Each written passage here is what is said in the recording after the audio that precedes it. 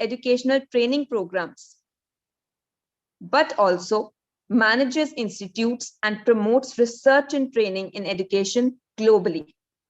This is an institution of learning and training, facilitating education, research, and social welfare initiatives with the motto, knowledge, wisdom, and prosperity. ICRT is working with the mission to promote advancement and application of scientific research and knowledge to benefit the society. So, in today's international webinar, we will be having 3 sessions. First will be on new directions in interdisciplinary education. Second would be technology in education for sustainability for school systems. And third would be quality education for holistic development.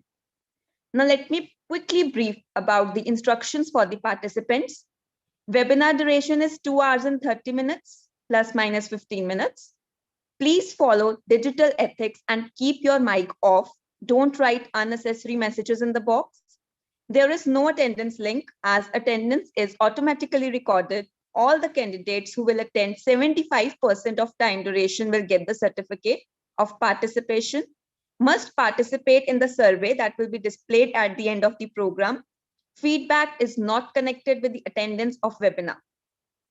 There are total 3 sessions in today's program. If you have any question for honorable resource persons, speakers, you could raise your hand or request to unmute. We will unmute you and you can write your question in the chat box. Question answer session will be conducted towards the end of the session. All speakers are requested to be present till the end. Attendance participation certificates will be issued in 10 days after the program. Please don't write emails to ICRT before 10 days. For further programs of ICRT, you can visit our official website www.icrt.org.in. Now, I would like to welcome Dr. Navneet Kaur, Executive Director Education, ICRT, who is the chief patron of this program. Dr. Navneet has more than 22 years of experience in education and 10 years in school administration. She is the member of editorial board in many forums of international and national repute. She has been at the top ranks and headed many administrative positions like director, principal in various academic institutions all over India, and has conducted several training programs and workshops and received many awards and laurels. I welcome you on the board, ma'am.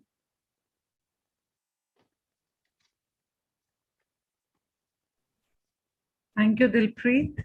Greetings to all, and special thanks to everyone whose video is on, because it really gives a lot of positive kick when you can see each other on this global platform.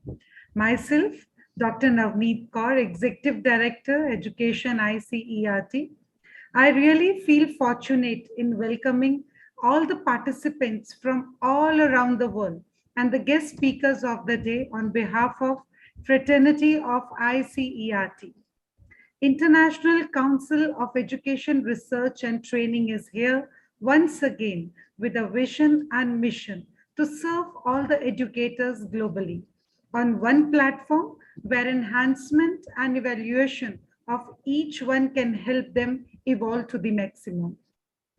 This is one innovative platform which seeks enterprising educators to join and share their expertise and best practices, which can ultimately help many who are chosen for this noble profession.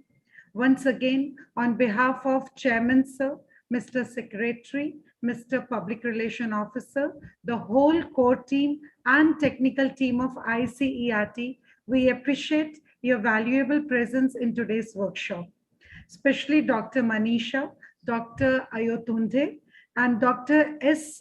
Sri Ranjani. I'm sure we are going to receive a great learning from each one of you.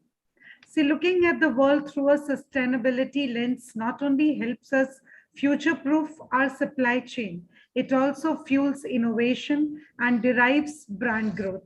So here are we with our wonderful moderator, Dilpreet Kaur, to start the technical session. Thank you, Dilpreet. Thank you so much, ma'am. It was a wonderful welcome address. Now, I would like to introduce our first guest speaker, that is Dr. Manisha Digambarao Asor. Let me give a brief profile about her. Dr. Manisha Digambarao Asor is currently associated as Head and Associate Professor with Department of Education, Dr. Baba Saheb Ambedkar, Marathwada University, Subcampus, Osmanabad.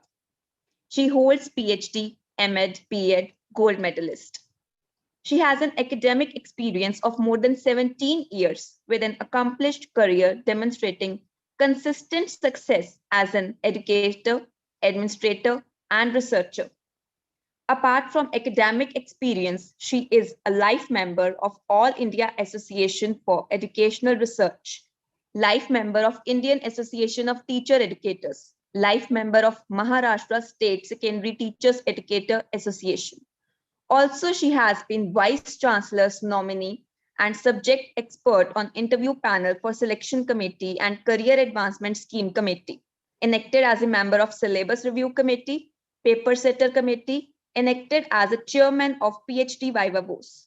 Not only this, she has organized several events and played a role of coordinator, convener, organizing secretary to the conferences, seminars, and workshops. Also, she has elected as Senate member, guest faculty, resource person, chief guest in various colleges and universities.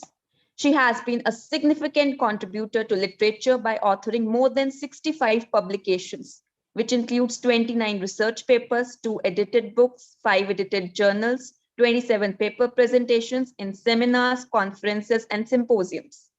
She has also worked on 4 research projects of international and national level.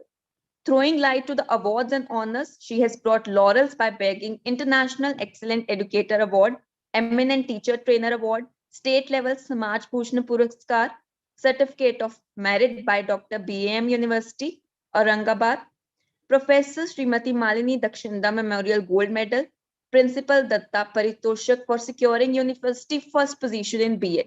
She has also elected as chairman and member for paper setting and evaluation committees and chairman and member for affiliation committees. Today, she will enlighten us on new directions in interdisciplinary education. We are immensely delighted to welcome you, ma'am, among us today.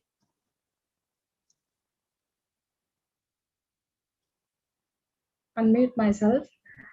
Namaskar, myself Dr. Manisha Asore, and thank you, Dalpit ma'am, for this great introduction of mine.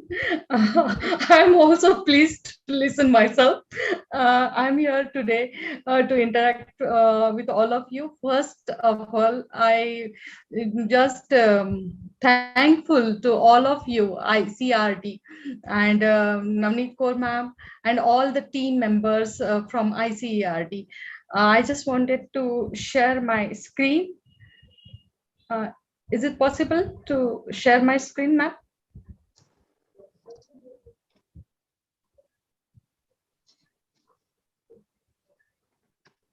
Yes.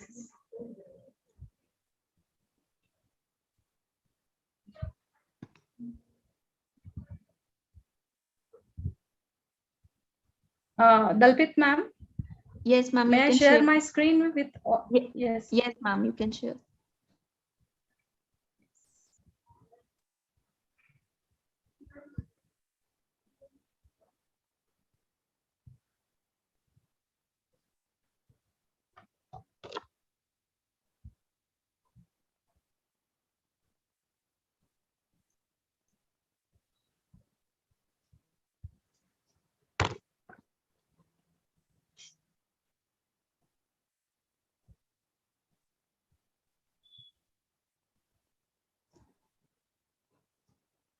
Ma'am, I can't see the share options on my screen.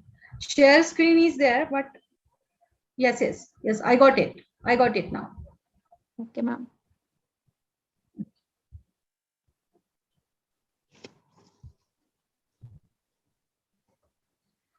Just previously, as Dalpit ma'am introduced, my topic of today's lecture is that is new trends in interdisciplinary education.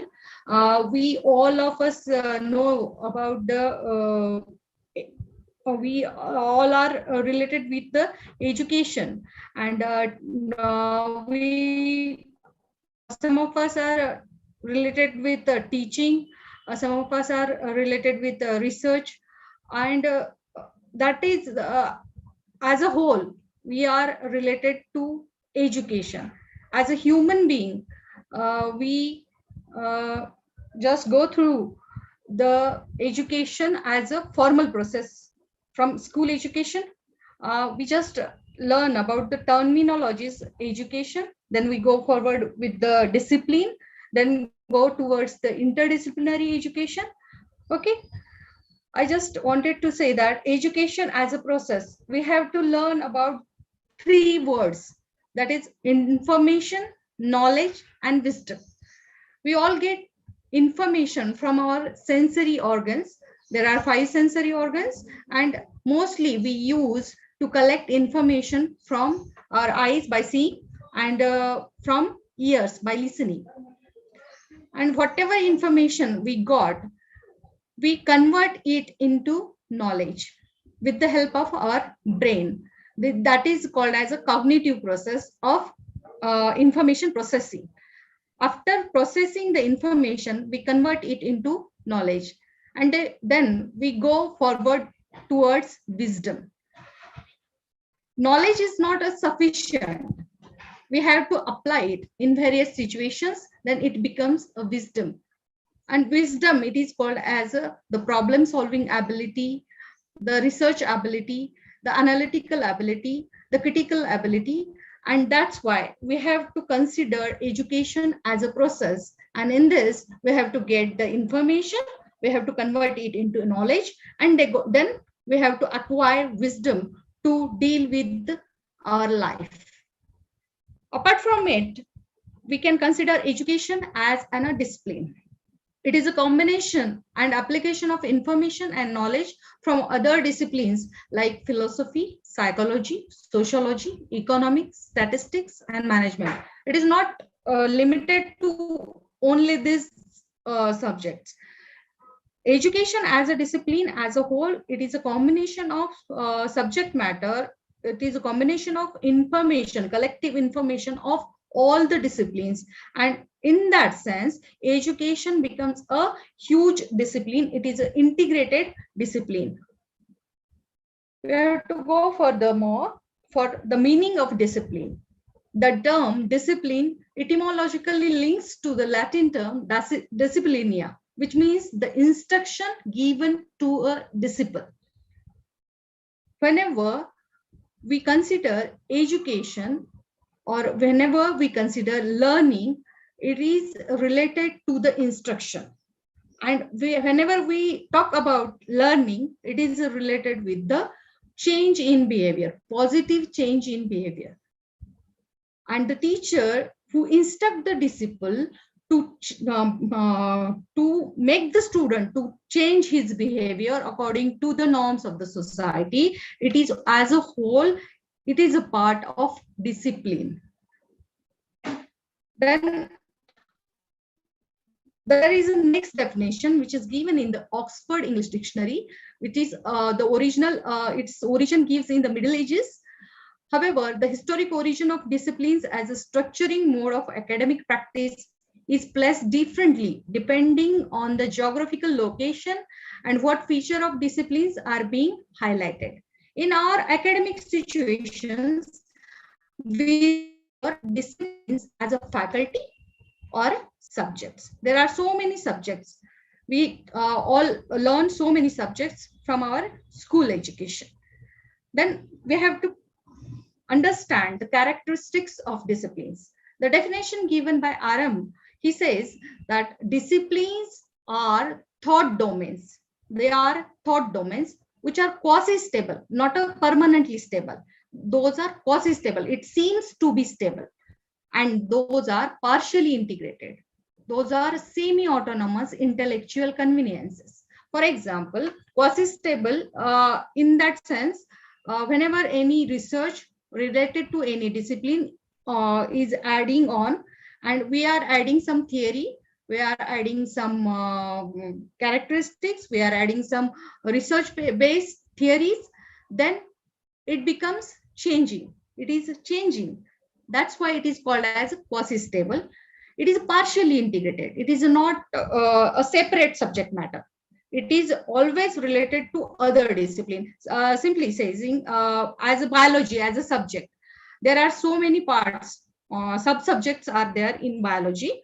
That is botany, zoology. In botany also there are biochemistry, biotechnology is there, and that is not a separate subject. Though it seems as a separate subject, it is partially integrated with other subject. Then it is a semi-autonomous. Intellectual convenience. For intellectual convenience, we are making the separation of the subject or the knowledge matter. It consists of problems, theories, and methods of investigation. Each subject have its own problems, its own theories, and its own methods of investigation. Then we move forward with the definition of Parker. He puts forward the notion that discipline is a complex structure. To be engaged in a discipline is to be shaped by the subject, to be part of a scholarly community, to engage with fellow students, to become disciplined according to that subject. Each and every subject has its own characteristics. As we said that this is a science student, it means the science student should have the scientific attitude. Okay, according to this, we can understand the characteristics of discipline as an academic subject. Then there is the concept of interdisciplinarity. We first understand how this concept of interdisciplinarity has been arised. Interdisciplinarity has since been promoted by several movements. One of these is the Unity of Science movement, which campaigned in the 1930s and 1940s in the West, because they wanted to segregate the science subject, and they each scientific fraternity from that subject is quarreling that my subject is important. But as a knowledge seeker, everyone wanted to learn the best from each subject.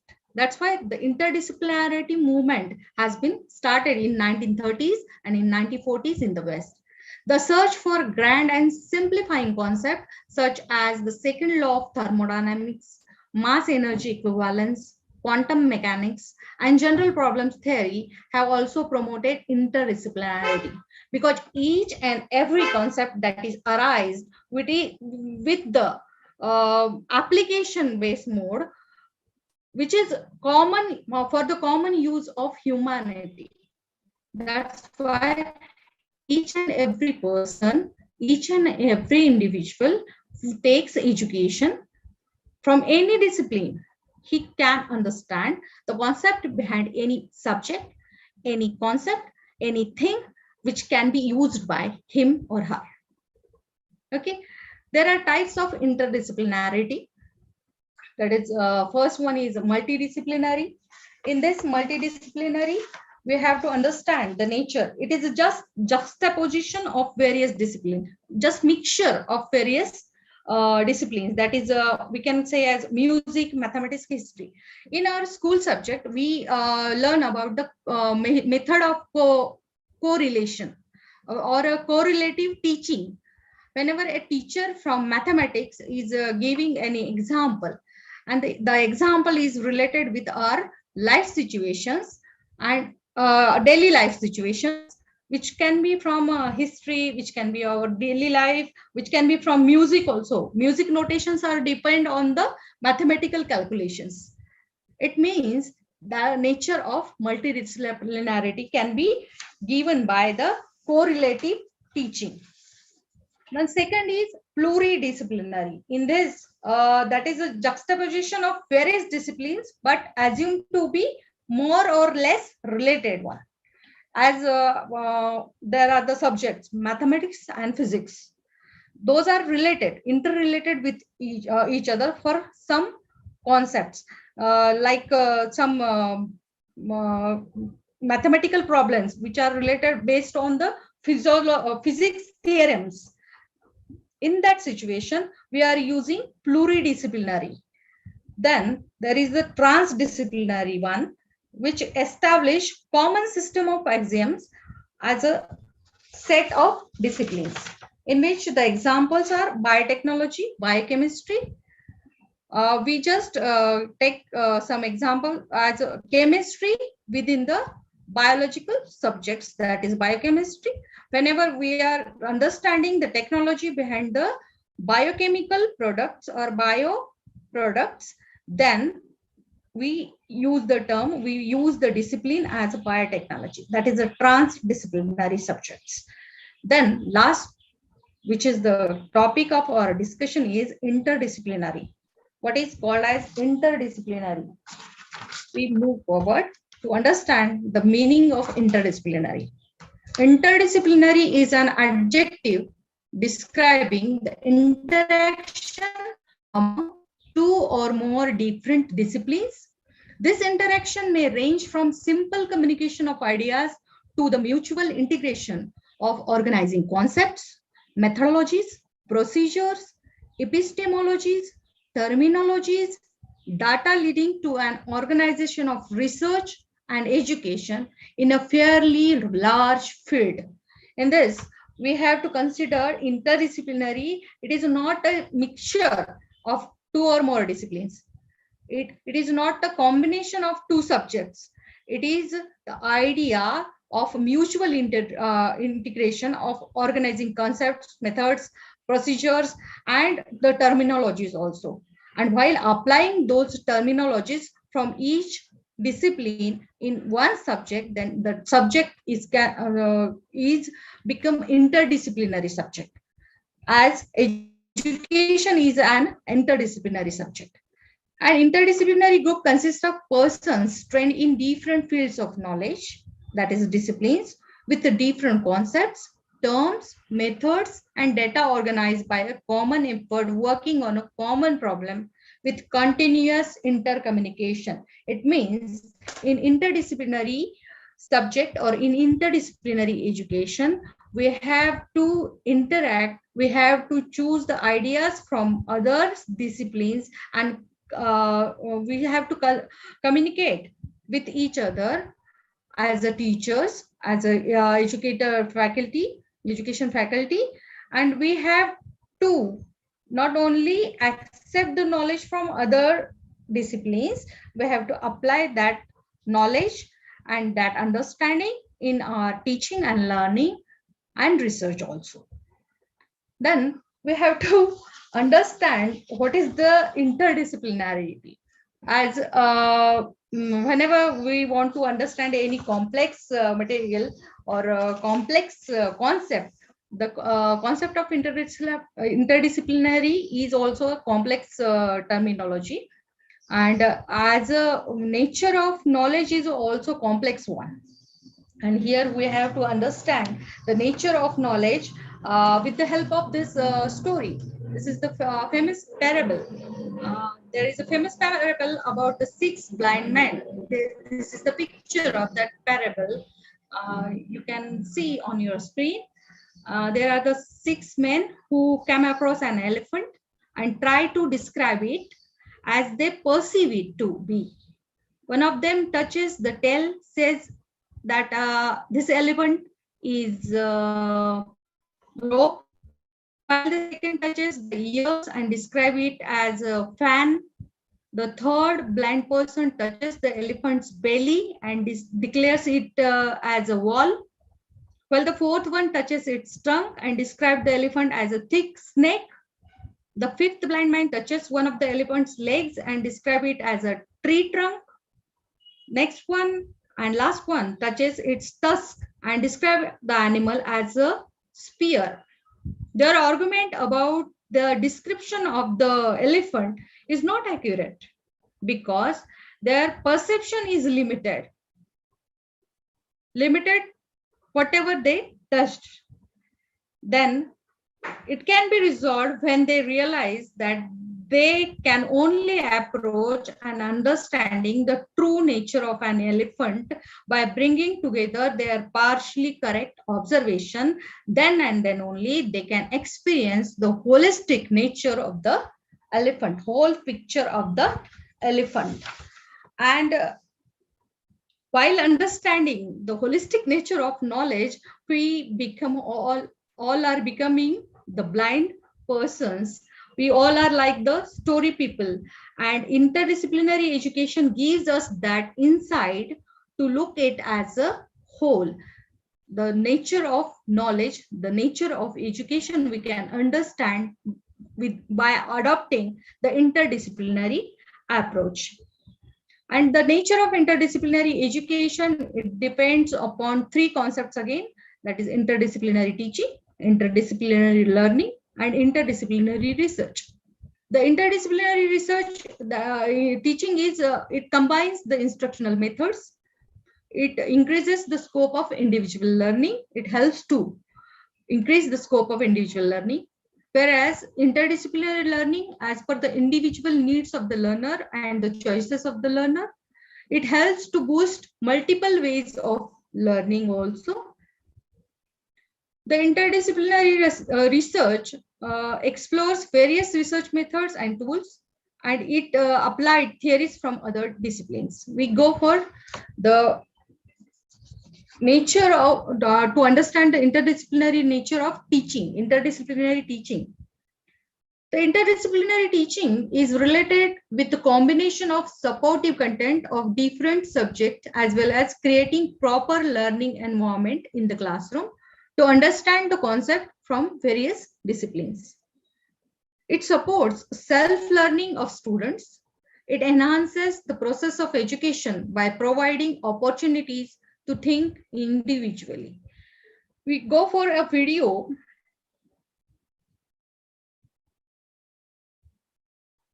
Just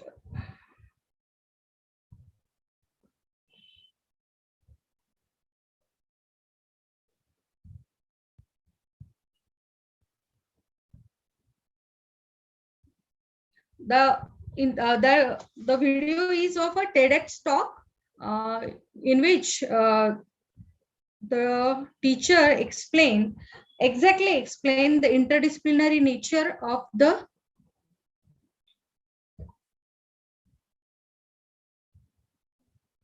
just a minute.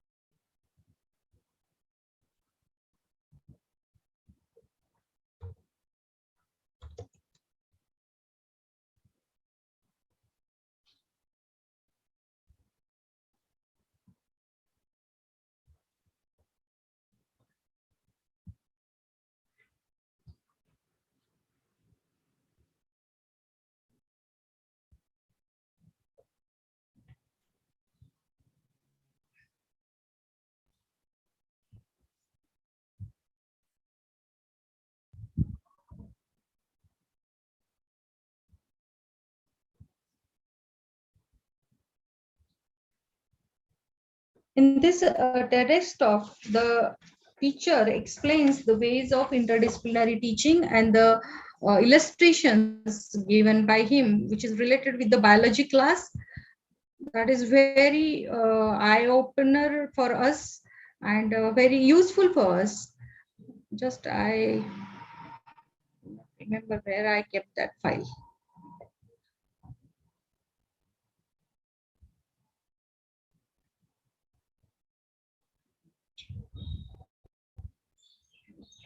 Get that.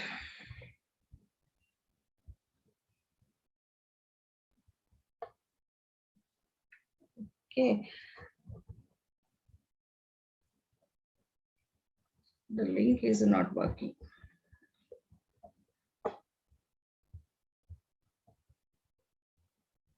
I just hanged out. Okay.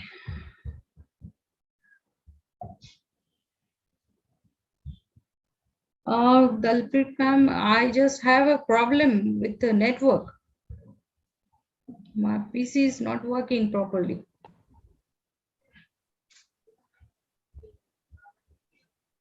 is hanged now.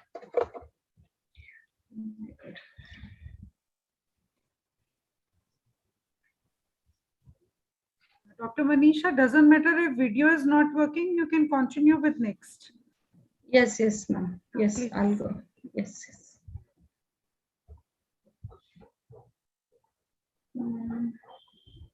My screen is not working now. It is all again the problem of network. Okay. No problem. You take up, you just put the first screen where the topic was there and you continue. No problem. We are Yes. hearing you. It's a wonderful articulation done by you. We are understanding. Please go ahead. Okay, okay, thank you, ma'am.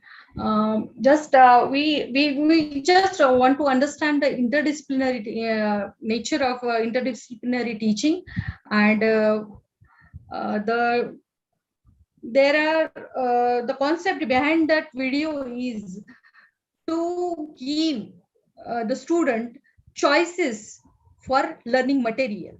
The teacher has designed his classroom according to the students' needs, and he gave them various activities which are related to his biology classes. And that biology classes, some of the students have reflective material so as to they can judge their knowledge. Some of the students go through some experiment and learn on their own. Some of the students talk or discuss about the given model or the experiment and bring out their interpretations. Whereas some of the students go through the computer course, which is a branching model of instructional learning, and through that they learn by their own. Whereas the teacher is moving around the class and gaining the perception or the solving the difficulties of the students and going through the students' questions and ask them about various questions like what they want to understand. Is there a problem regarding any issue which is related with the teaching material, or is there any problem in the understanding of the model? And this class is very active, but teacher is not the center of that class. He is moving around and he is involving in the teaching activities as per the needs of the student. And here we can understand the nature of interdisciplinary teaching, in that the teacher has to work as a supporter, has to work as a resource person. He should give the various resources. He have to create those resources and put in front of the students so as to the student can learn as per their need, as per their choice, as per their understanding, and move forward with that unit. In that lecture also he explains about the interdisciplinary learning. The interdisciplinary learning, it is solely depend on the learning environment which is created by the teachers, and it is based on the 5 C's. First one, it is collaborative. It should be collaborative. Collaboration should be there, communication should be there, critical thinking should be there, and creativity should be there. And that is the most important component of this 5 C's is a choice of students should be there, which is more neglected in our education system. But I think in NEP 2020, there is a chance to give the choice for the students. In this 5 C's, the collaboration of students among themselves, the collaboration of students and teacher, the collaboration of teachers among themselves for the team teaching and for creating the learning environment in the classroom is needed. The communication, continuous communication is there among the students, among the teacher and students, among the content and the students also. Critical thinking has been used for the self-learning material for the students, and student can present their learning in a creative way. as the TEDx talk has given the very nice illustration about the how the student present their project. They give the example of how we combine. We are the product of genes from our mother and from father. So the students presented the stitched genes, one leg from mother's genes and one leg from the father's genes, and they combined as a whole genes, varying genes, not biological genes, and they present creatively in the classroom as a project of a combination of genes from mother and father. This is the creative way to give the students projects, and it is the interdisciplinary nature of learning, interdisciplinary nature of teaching also. This interdisciplinary learning is of three types again. That is, first one is self-directed learning. That is a non-prescribed learning. No roadmaps are given there. The student can give their inventions also. It is integrated with one's values, skills, life experiences, and it is basically based on inquiry. It is called as inquiry-based learning. Anyone can learn with this type of learning. That is basic form of learning. Then second part is creative learning. That is inventive learning. In this, divergent thinking is important, exploration is important, discovery is important, and it is called as a performance-based learning. Then third one is expressive learning. Learning in the here and now, which is connecting feelings with discovery and expressing it in the external world with the help of a project, what a written project or a model or anything or any app. That is called as expressive learning. Whenever a student go through creative learning or self-directed learning, they have to express their learning through expressive learning also. We just go through this video. I think this can be played.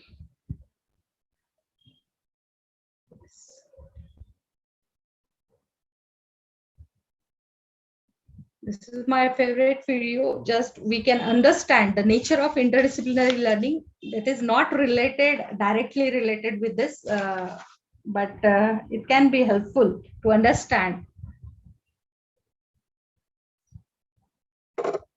Yes.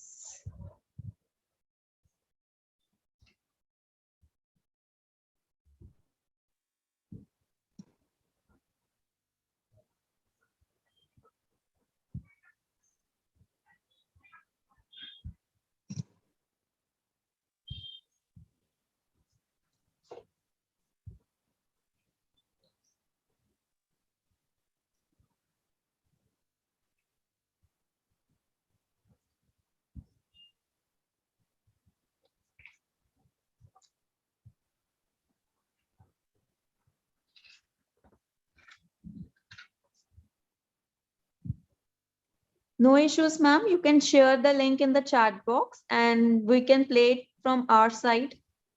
Okay, ma'am.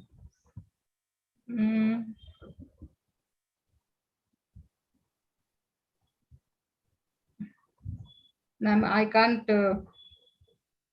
Actually, this is my downloaded video, ma'am. Okay, ma'am. You can share the link afterwards. No issues. Okay, ma'am. Are you able to see this now? Not yet, ma'am.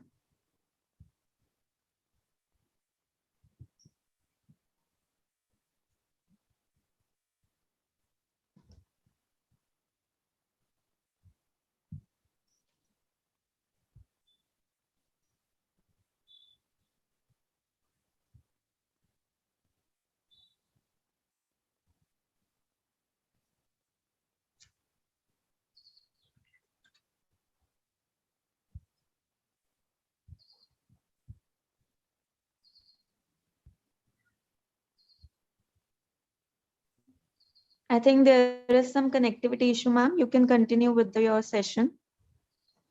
The video is playing on the screen, ma'am? No, ma'am. No visibility is there, ma'am? No. Okay. I can understand. Just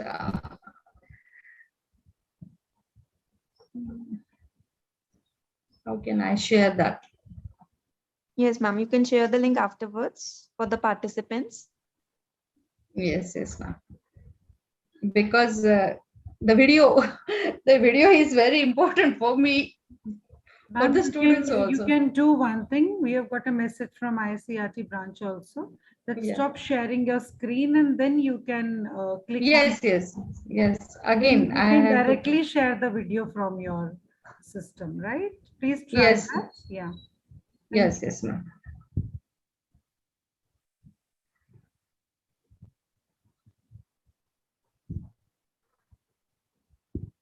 Is my screen is visible, ma'am, now?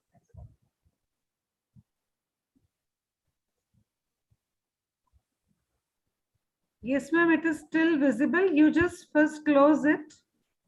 Yes. Okay, ma'am. Stop share. Yeah, stop sharing it and now then directly. Again. Yes. Again. Yes. It can be possible for me now. Okay. Yes. Is it visible now? Yes, ma'am, it is visible. Okay, ma'am.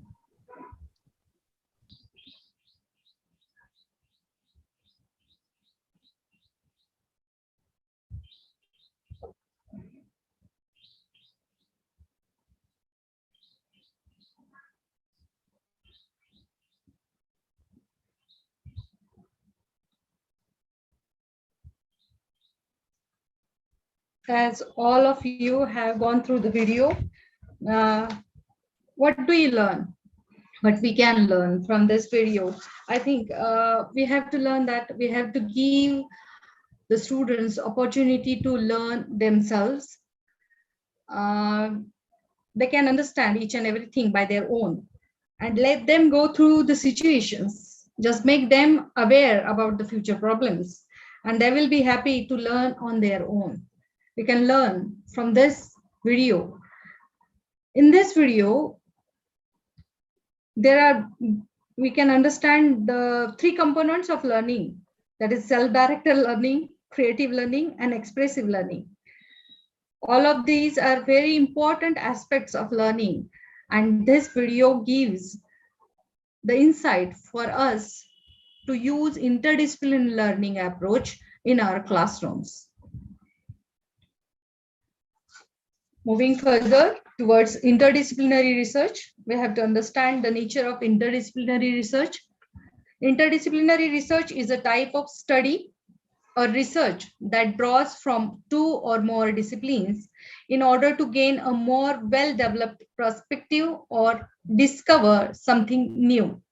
For example, women's studies involves a considerable amount of interdisciplinary research in fields such as sociology, history, anthropology, and political science. The second definition, which is given by Lal, he says that where interdisciplinary research is defined as a research that approaches an issue from a range of disciplinary perspectives, where the contributions from various disciplines are acknowledged and integrated to provide a holistic or a systemic outcome. While going through the interdisciplinary education, we have to understand the importance of interdisciplinary education. It involves the integration of knowledge from various subjects. Some of the most spectacular and path-breaking scientific discoveries have been made by scientists because of the interdisciplinary education. That is the structure of DNA, Velcro, robots, then greenhouse in a box, amphibious cycle is there. There are so many scientific discoveries and inventions has been happened because of the interdisciplinary education or interdisciplinary thinking.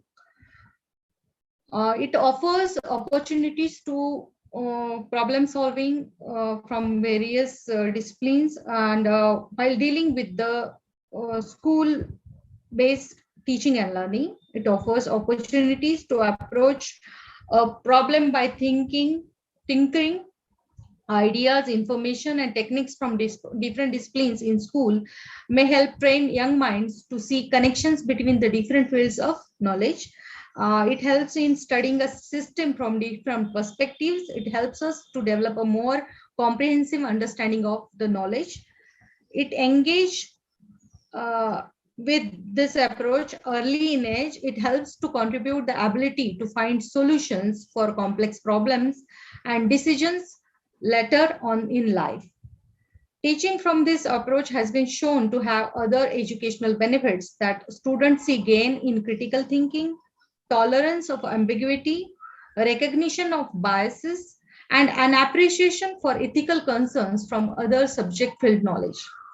Just we move forward towards the interdisciplinary education and its relation with the UNESCO's Sustainable Development Goals.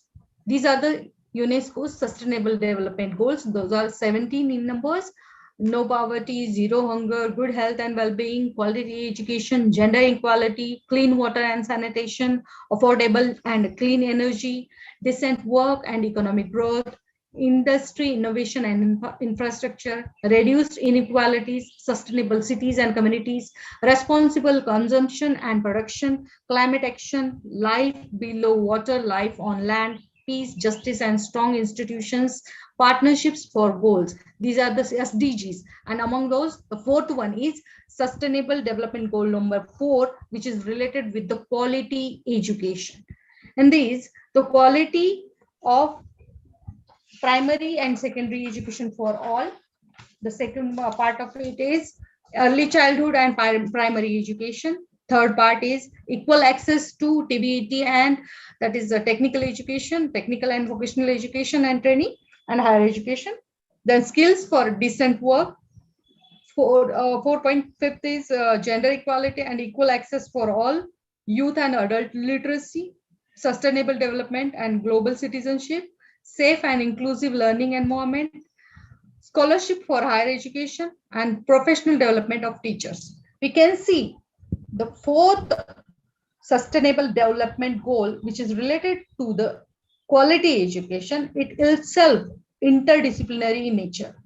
And this, the 4.5, that is gender equality and equal access for all, it is related with the SDG 5, that is common SDG, UNESCO's number 5, in that gender equality, that is related with the SDG 5. It is again the SDG 3rd, that is health and well-being. It is again related to the safe and inclusive learning environment. For SDG 8, that is decent work and sustainable growth, which is related with SDG 4. SDG number 12, that is responsible consumption and production, which is again related with the SDG 4. And SDG 13, that is climate change mitigation, that is related with the environment. And we can see there is the interdisciplinary nature among these sustainable development goals. UNESCO is thinking the interdisciplinary nature of education can be helpful for achieving the sustainable development goals for all of us. After understanding the interrelation between the sustainable development goals and the interdisciplinary education, we move forward for the current topic of our nation, that is NEP, National Education Policy 2020 and interdisciplinary education. We can see that it is clearly mentioned in NEP 2020 that our job is to create a holistic environment where a learner can make connections and integrate a diverse array of knowledge and skills by which our societies can flourish and live more pleasing lives. And according to, based on this goal, we are developing our curriculums, our syllabus, and our schools also. we are preparing and we are moving forward for applying this NEP 2020. Interdisciplinary approach to school education to higher education has been adopted in this NEP 2020. This NEP 2020 emphasis on skill-based education, in which the skills are collected from various fields, and there are 64 fields has been given in our Indian education system, that is basic education system. 64 kalas are there given in our Indian education system. Those are related with the various skills or arts folk from our ancient education system. And those skills are related to arts, science, and Wanija also. And NEP 2020 has been collaborating with the previous, that is ancient Indian education system. They are reviving those ancient Indian education system, which make the student skill. It is helpful for enhancing the skills among the students according to their needs and according to their choices also.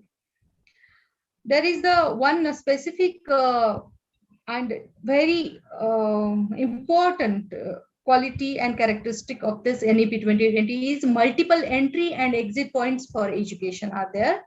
So as to student can learn, student can acquire the knowledge as per their life or as per their basic societal needs or their own needs, their own social, economical needs. They can go through the education system by entering at any point and exiting at any point. There is a credit bank system. Sorry to interrupt you, ma'am, but Yes. actually we are running short of time. We are actually thoroughly enjoying your session, but other speakers are also waiting. So can you please Yes, come, yes. Faila? Okay, okay, ma'am. Okay, it can be possible for me.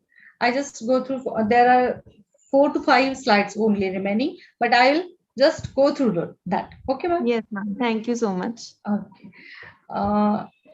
Then, as we know, and from last 2 years, we are going through the pandemic situation. In 2020 is also, and we have to learn from these 2 years that we have to face so many challenges, and each one of us have so many skills, inculcate so many skills from different disciplines also. As a female, I can't say that I'm not a male, I can't do the other role, but I have to understand the role of a male dominating society also, which can be done by me. And as a female, I should adopt the home course also. As a part of male also, they should understand the nature of interdisciplinary approach in home course. And the pandemic has taught us to be capable of everything. In this, we have to adopt interdisciplinary approach, interdisciplinary attitude, so as to learn each and every knowledge and skill, so as to perform a perfect human role, not a gender biased role. There are so many new trends in interdisciplinary educations. We just go through the interdisciplinary research. The number of collaborative research are there, collaborative publications are there, linkages between various research institutions is there, which is the basis. Interdisciplinary research is to introduce the research fraternity of various institutes to give a wholesome answer to the basic problems of human beings. And there are new trends, as we know, in interdisciplinary teaching and learning. These are the various new trends: online learning, teaching, OER. From last 2 years, we are going through all these activities, and we all of us know about this. And last but not the least, and which is more important for us to go and to form the good interdisciplinary team. These are the characteristics and essentials for the interdisciplinary team. I think ICERT is doing this nice and very important job to make the education fraternity from various subjects to collaborate them to come under one roof and give them the interdisciplinary environment, to give interdisciplinary education, to give the best in interdisciplinary research and training. I'm very thankful to all of you for your passionate learning and passionate listening. I'm very much happy to collaborate with all of you, and I just want to thank ICRT team for giving me this nice opportunity to talk with all of you. Thank you. Thank you, ma'am. Thank you, Manisha ma'am. It was a wonderful session on interdisciplinary learning. We got to know about new paradigms of teaching in it and role of teachers and students in promoting the importance of holistic knowledge. Your session itself was an example of holistic learning, as you covered NEP, impact of pandemic, new trends, and everything about interdisciplinary education. Your pedagogy was so captivating, ma'am, that I'm sure that all participants must have thoroughly enjoyed the session, including the videos. Thank you so much, ma'am. Now, I would like to introduce our next guest speaker, that is Dr. Ayatunde Atanda Falade.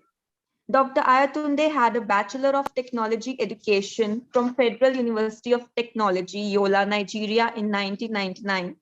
Master's and doctoral degrees in Education Technology from University of Ilorin, Nigeria in 2004 and 2014 respectively. He taught in Nigerian secondary schools for 6 years from 2000 to 2006, College of Education from 2006 to 2015. He joined the services of University of Ilorin, Nigeria in January 2015.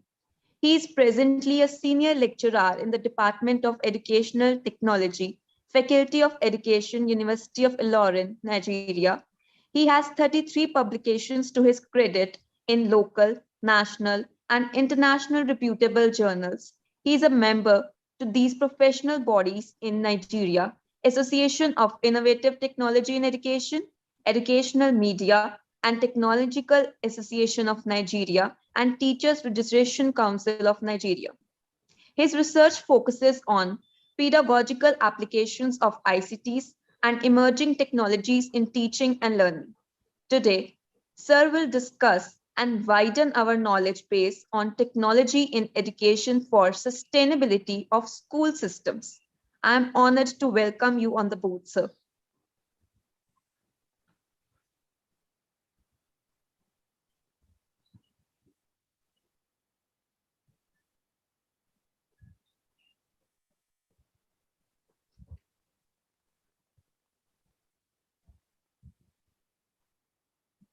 Meanwhile, Dr. Navneet will thank Dr. Manisha.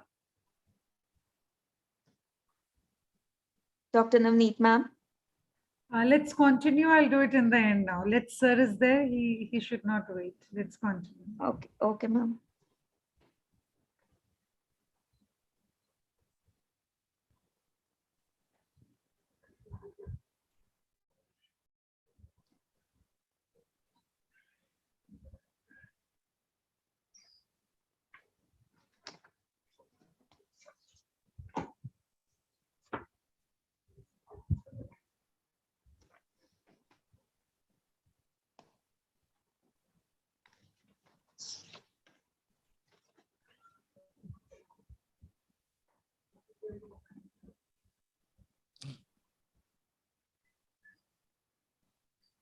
Can you hear me?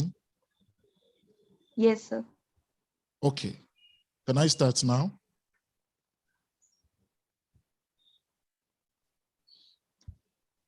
I want to appreciate the Executive Director of ICERT and the keynote presenter.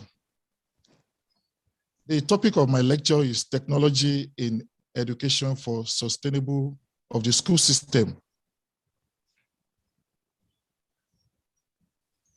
And my name is Dr. Ayatunde Atanda Falade, as it has been rightly mentioned. As simple as it may be, I would like us to start with what is technology. Technology is the application of scientific knowledge to solve the problems of mankind. There are several challenges faced by man, which science and technology, their knowledge is there to solve them for us. Problems like transportation, education is one of them, and the like. We can also see technology as the way we apply scientific knowledge for practical purposes.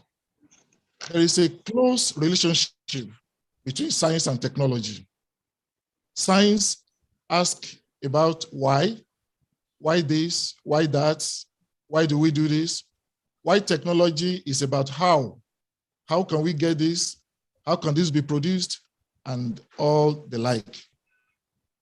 Technology appears as if we have some that are old, like chariots. When chariots were made, that was the technology for them as at that time. Ships, now we have calculators, advanced objects like computers, robots, artificial intelligence, and so on. The new technology includes any invention, discovery, improvement, or innovation, but not limited to new processes, emerging technology, machines, and improvement to new applications or the existing one. Then I'm glad that the former speaker has talked about the definitions on education. Centuries ago, food, clothes, and shelter appears to be the basic necessity of every human being. But today, we can see that education is also an important necessity. It's a lifelong process. It starts from cradle to the grave, and it assists an individual in undergoing appropriate needed experiences and in organizing these experiences into meaningful lives activities. The 21st century education responds to the economical, technological, and societal needs arising at an ever-increasing pace. Then let's go to technology in education by explanation. Technology plays and still playing vital roles in education. There's no way that you talk about education nowadays that you not talk about technology. It's as if there is no education anywhere if there is no technology being adopted or incorporated with it. So technology in education has promoted and elevated and enhanced teaching into an extraordinary level. New teaching methods are so effective that students understand lessons easily without being bored. Nowadays, everyone using technology in different ways and for different purposes, which consequentially changes our lifestyle and pattern. The technology we are using these days changes our patterns of life, changes our lifestyle, changes almost everything about us. What is the main goal of technology in education? The primary goal of technology in education is to improve the educational quality and learning processes. It helps students to understand learning without being discouraged. Integration of technology in education has made performance of school system and its activity become easier, faster, and better. It is in those days that teacher does all the teaching in the class. But these days, technology has to be incorporated and you involve students so that there will be a meaningful and a quality education and instruction being passed around. Let's look at this figure or picture that explains the briefs on sustainable development by UNESCO. You can see that the first one there talk about no poverty. The second one, no hunger, good health. The fourth one, which is in line with the topic, is quality education. We have gender equality, clean water and sanitation, renewable energy, good jobs and economic growth, and the like. There are 17 of them. We can now see that education appears as the driver for the achievement of all other goals. Without education, all the other goals may not be achieved. Quality education will alleviate poverty, will make and provide abundant food, and all other goals will be achieved through quality education that is being accompanied with modern technology. Let's look at the emergence of technology in education. This picture explains the stages or the era or the period that technology has emerged or evolved. The very first one that looks like leaf here, like leaves, that is the primitive period, primitive era, primitive stage. And that was about 3000 BC to 1450 AD. And that was when people of old write on rocks, stones, in form of figures, in form of pictures. They will not be able to write as we are writing these days. They use figures, they use pictures, pictorial representations to express their idea. Then we move to another era, which is the era of books and correspondence. There was a time, a period that books were the sole medium of passing across education. Then we move to telephone era. Telephone was also being used. Then later we moved the era of television. Then later we moved to the era of satellite. Then we moved to the era of internet, which we are using now. And that is providing the greatest impact for everyone.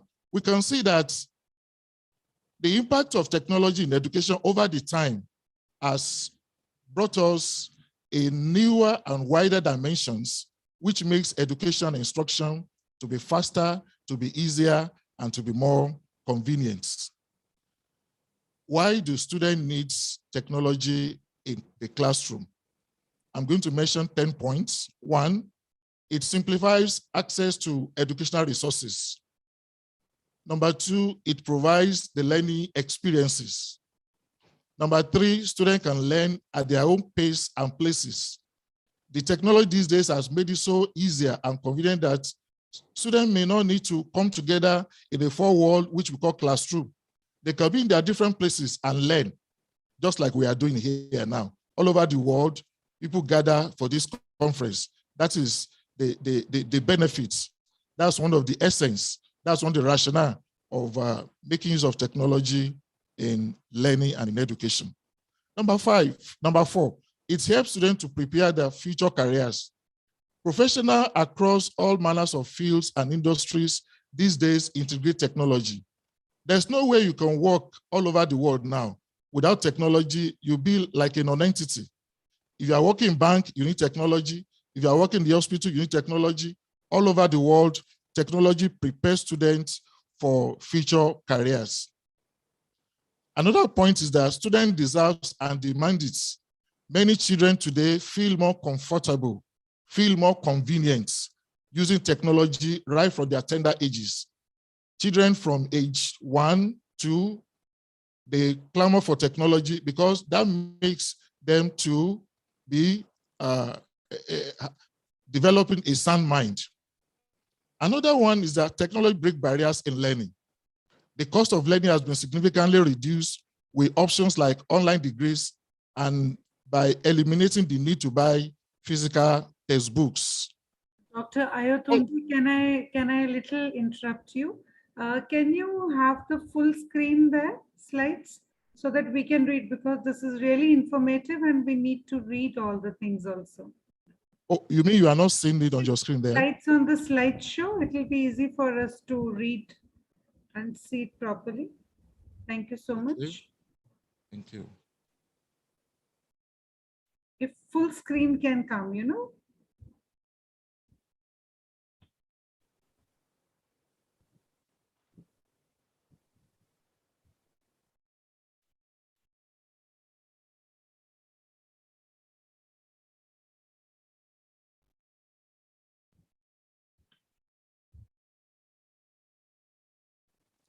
Can you see now? The full screen is not there. If you can. The full screen is not there. Okay, I'm coming. Let me try again. Right, because the font is small and we are not able to. If it is not possible, please continue, no problem. But if it is possible, it will be of great help to all the viewers. Okay, okay, thank you.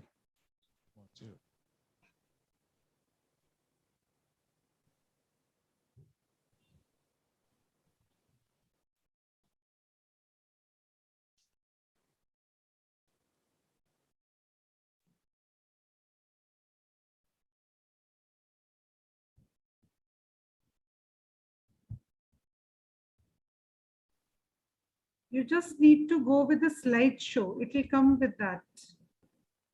Okay, slideshow. Yeah. Okay, thank you.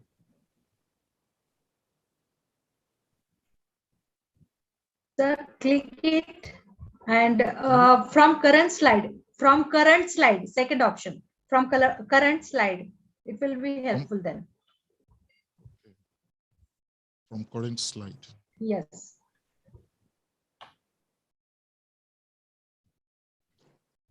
Can you see now?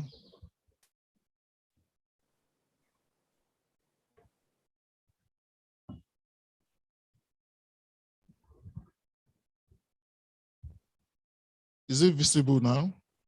Yes, your slideshow is visible, sir. Okay. Just play from current slide, second option, which is the second one from left side.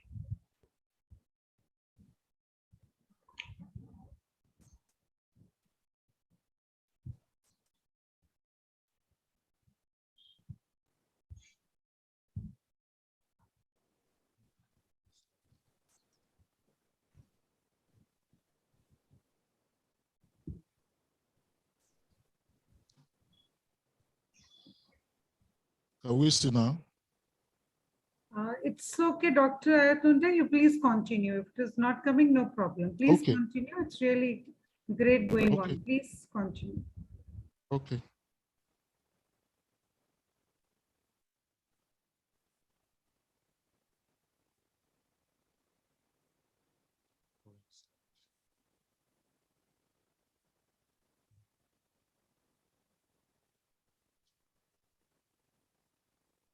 Okay. Benefit of technology in education. Student engagement rapidly increases through effective use of digital learning tools in classrooms.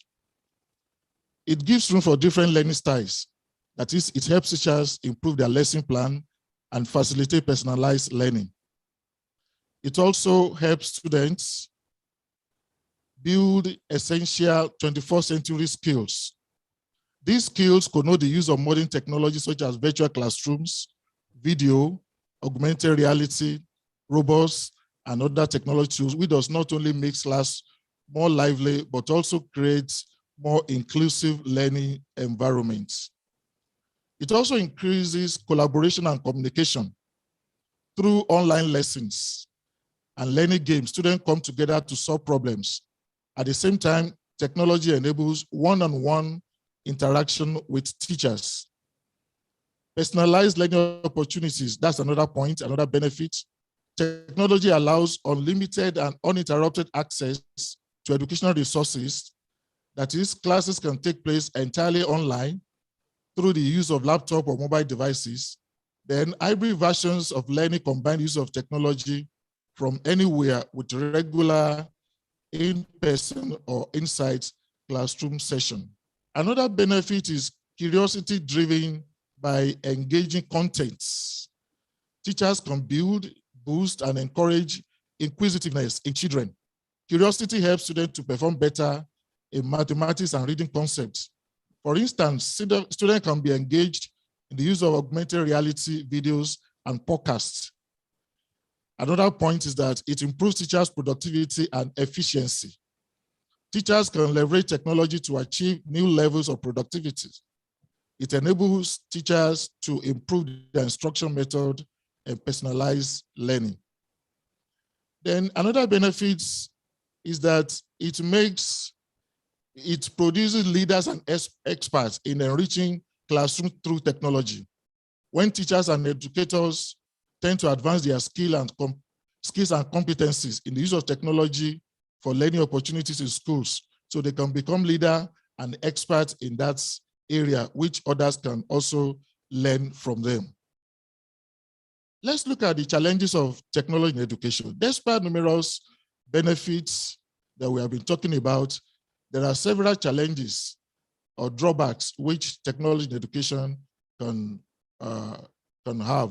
One of them is social isolation and loneliness. Most of the times when we are using our technology, if we are not in the classroom actually, so we are likely to be lonely and isolated. Number two is the addiction. So many reports and studies have shown that our youth, especially even adults, are getting more addicted to the use of technology. Then number three, negative impact on students, which leads to moral decadence. There are most of the learners, most of the students that will not focus on what they are to learn exactly, but they will divert on other things. Number four is that human workers gradually losing value. It's like we are focusing on technology, we are giving technology more attention than even human beings as workers, which should also be part of the challenges. Another challenge is it consumes a lot of time. You can see the former speaker was battling with how to connect herself, something like that. So it consumes a lot of time. Then technology can also breed distraction, can be distraction. At times when you are working online, there are some other things that may show to you, which if you are not careful, you may want to dabble into them. Then it encourages cheating. It encourages teaching if abused. Then it makes a disconnection from the real world. So most of the things we are seeing, the technology make us to be disconnected from real world experience. Then last one, it is hazardous to our health. Then let's look at the positive impact or influence of modern technology in schools. Number one, it enhances learning in students. Technology enhances learning in students.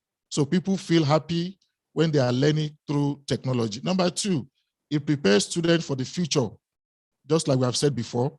Number three, it motivates students in their learning. So students do not need to get discouraged or get being bored. So they are being motivated in their learning. Then another positive implication is that it provides new learning experiences. You have new learning experiences. Then learning, facilitates learning information. Then it develops the minds of the students right from the younger age. When children is being exposed to technology, you discover their minds are already developed. Then it promotes online and distance learning. Online and distance learning are made possible through the use of technology.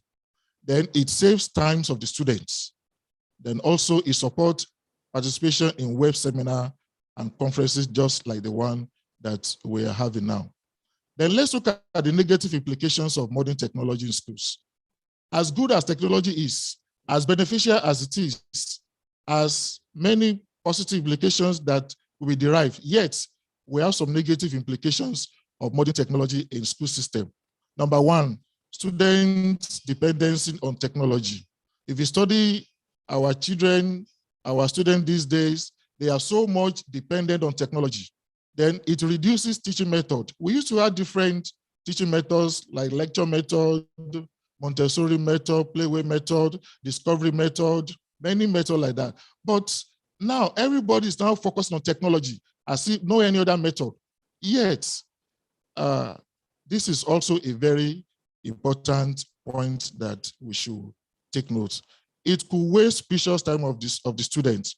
Then pen and paper replaces modern technology. The contemporary life we are now is almost going to paperless. Everything now we say paperless. Then wrong information and idea could easily be spread through technology. Technology could also breed distractions. It encourages teaching, discouragement from real-world experiences. Then, as I'm going to round up, let's look at the future of technology in education in the school system. Number one, it would be great if each student could work with their devices. but we found out that not all schools all over the world can provide technology for each of the students. Teachers themselves will also be taught how to navigate. So this is also very important. Then let's look at the future of technology in the school system. These small steps are suggested that can help us as the future of technology in education in the school system. Number one, take a virtual trip. That is, explore or visit places virtually. Study the kind of technology they are using in those areas and look at the ones that you can adopt, integrate, or make use in your own local environment. Then integrate media into your lessons, like play podcasts, show videos, or YouTube. So our lessons should be integrated with modern technology.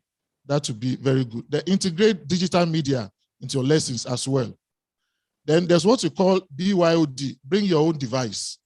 If we're in a school or an environment where the technology cannot be provided, the one you have, bring it to the school. The one all the teachers are, let them bring it so we can combine them together and use them for the benefit of Sorry our to students. interrupt you, sir, but actually the slides are not moving. So can you reconnect the screen? Okay, you cannot read it. The slides are not moving forward, sir.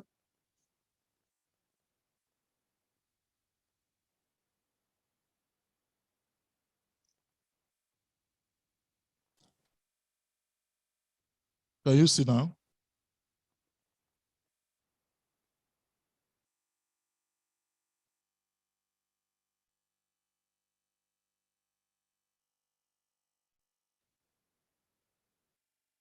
You can share the screen again, sir. Okay, let me reshare. Yes, thank you.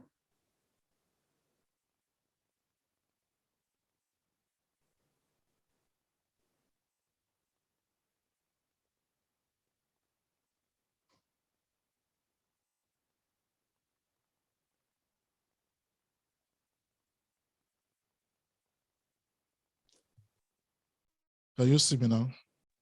Yes, sir. Okay, thank you very much.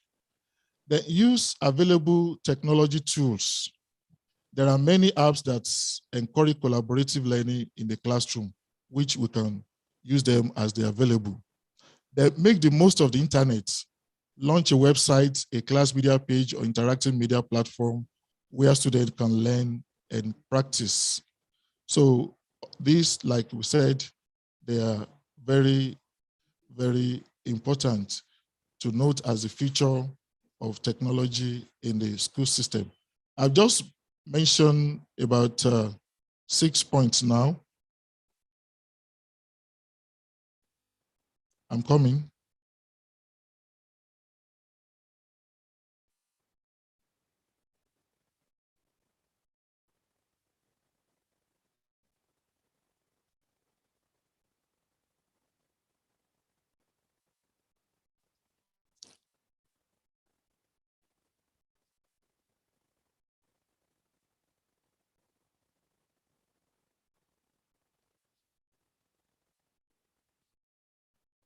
I hope you can see me now.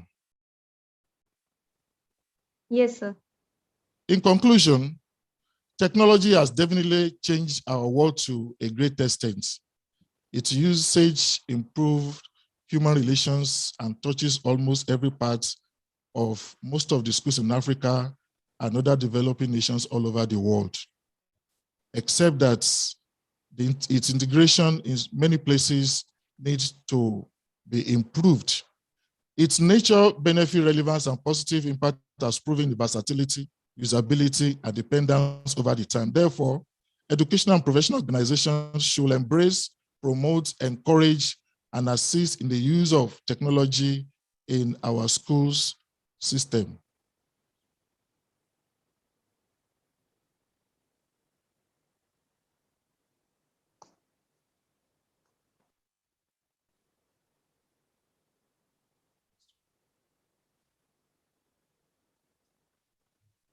Thanks for listening. I appreciate everyone, the moderator, the executive director, and everyone, every entire team of ICERT. Thanks for the opportunity given unto me. Thank you very much for listening. Thank you so much, sir, for this knowledgeable and interesting session and elaborating the role of technology in classroom teaching and school systems. Thank you so much. Thank you Now, very much, Mas. I would like to introduce my next guest speaker, Dr. S. Siriranjani Mokshagundam. Dr. S. Siriranjani Mokshagundam has done MBA, PhD in management, and is currently associated with Faculty of Management, Sri Jagadguru Balagandhara College of Management Studies, Bangalore. She is a research supervisor, Mysore University, Karnataka, and certified soft skills trainer. Not only this, she is an NLP practitioner and life coach and a German language teacher. She is a great-granddaughter of statesman Bharat Ratna Sir Mokshagundam Visvesarya. She is working towards the advancement of society, impacting the quality and standard of living directly by imparting knowledge. She is a faculty of management for over 8 years of experience in teaching and research. She has completed 4 levels of German language course and many other professional certifications. She has rendered her services as principal, professor, research supervisor, and has associations, memberships with national and international professional bodies. She has been recognized through significant number of awards and honors. She has acted as chairperson, keynote guest speaker, resource person, panelist in various events. She has convened and attended various national and international academic programs. She has also presented and published noticeable number of articles, textbooks, chapters in edited books, patents, and is an editorial board member of highly esteemed journals. It will be our privilege today to learn about quality education for holistic development from such a dignitary among us. We welcome you, ma'am.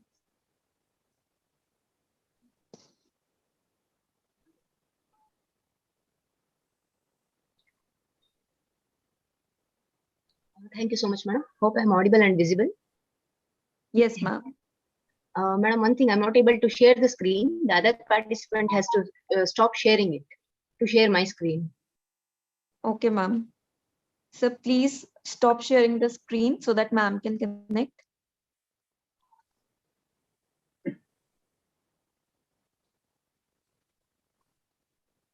Stop sharing.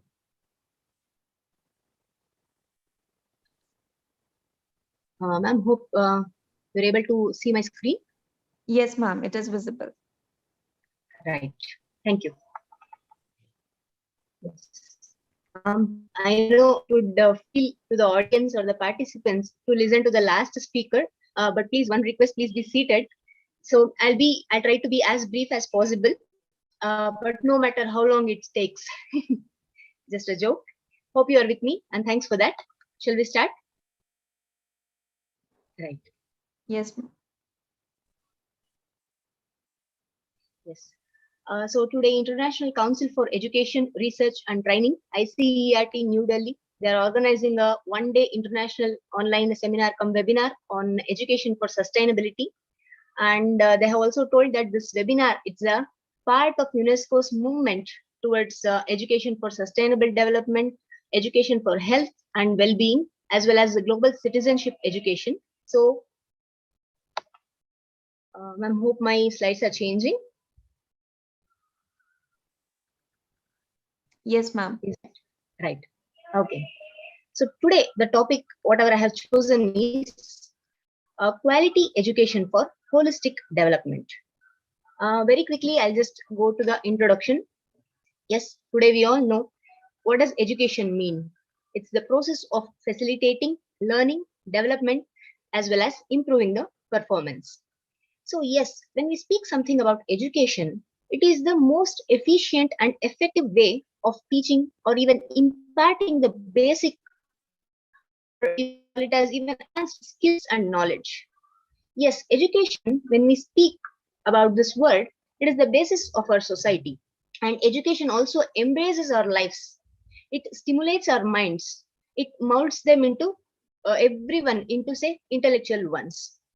So when we compare the same to the years, today when we check about education, the concept we can see that it is more structured as well as conceptualized. See, while there was no formal education system when we compare to the prehistoric period, but today, when we speak about the modern days, they have come up with many different types of education, and all this education kinds, they have been categorized to according to each and every person's, say, potential as well as age. We all know about the different kinds of education, whether it could be the mainstream, basic or traditional education. We have informal education, special education, or even adult basic education. Yes. And similarly, when we come to the types of, say, academic education, we all have the preschool education, primary, secondary, or as well as when you call it as, we can call it as higher or tertiary education. Okay. So when we mean education, we are trying to touch all these parts of education. What do we mean by holistic development? So the human development that is meant to involve all the parts of a person, of an individual, whether it could be physical, cognitive, or language development, it could be the emotional, social development, or even moral, spiritual development. Everything comes under your holistic development. Okay. Our today's theme, when we speak about education for sustainable development, see, this is basically the education that encourages changes in our knowledge. It could be in our skills, our morals, values, our attitudes. And this type of education, it enables a more sustainable as well as just society for all of us, every one of us.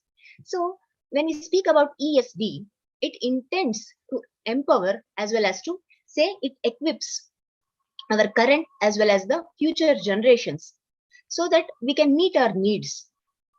While here, when we are speaking about the sustainability, we are trying to use a some kind of, say, balanced as well as integrated approach. For what? For all the dimensions of, say, economic, social, or even environmental dimensions. See, ESD is the term, when we take it, it's most used internationally and by the United Nations, UN. So yes, education, it is an indispensable tool for achieving sustainable development. Similarly, when we speak about EHW, Education for Health and Well-being, this strategy, it is being built upon the UNESCO's enduring commitment, wherein it forms the links between education as well as health. And here the strategic priorities would be that all children as well as young people, they get benefit from the good quality and comprehensive education. Children have access to safe, inclusive, as well as health promoting learning environments. Similarly, when we speak about the global citizenship education, what does this do? It enables all the learners so that we can assume active roles. It could be both locally or globally. What is it we want to do? We want to build a more peaceful, more tolerant, inclusive, as well as secure societies. Again, this GCED, it takes learning in 3 domains. It could be cognitive. Yes, the knowledge and thinking skills that are required for better understanding of the world as well as its intricacies. It could be socio-emotional, the values, attitudes, everything that helps or it aids the learners to develop effectively or say psychosocially, physically, everything, so that we can respectfully live in the society amongst others.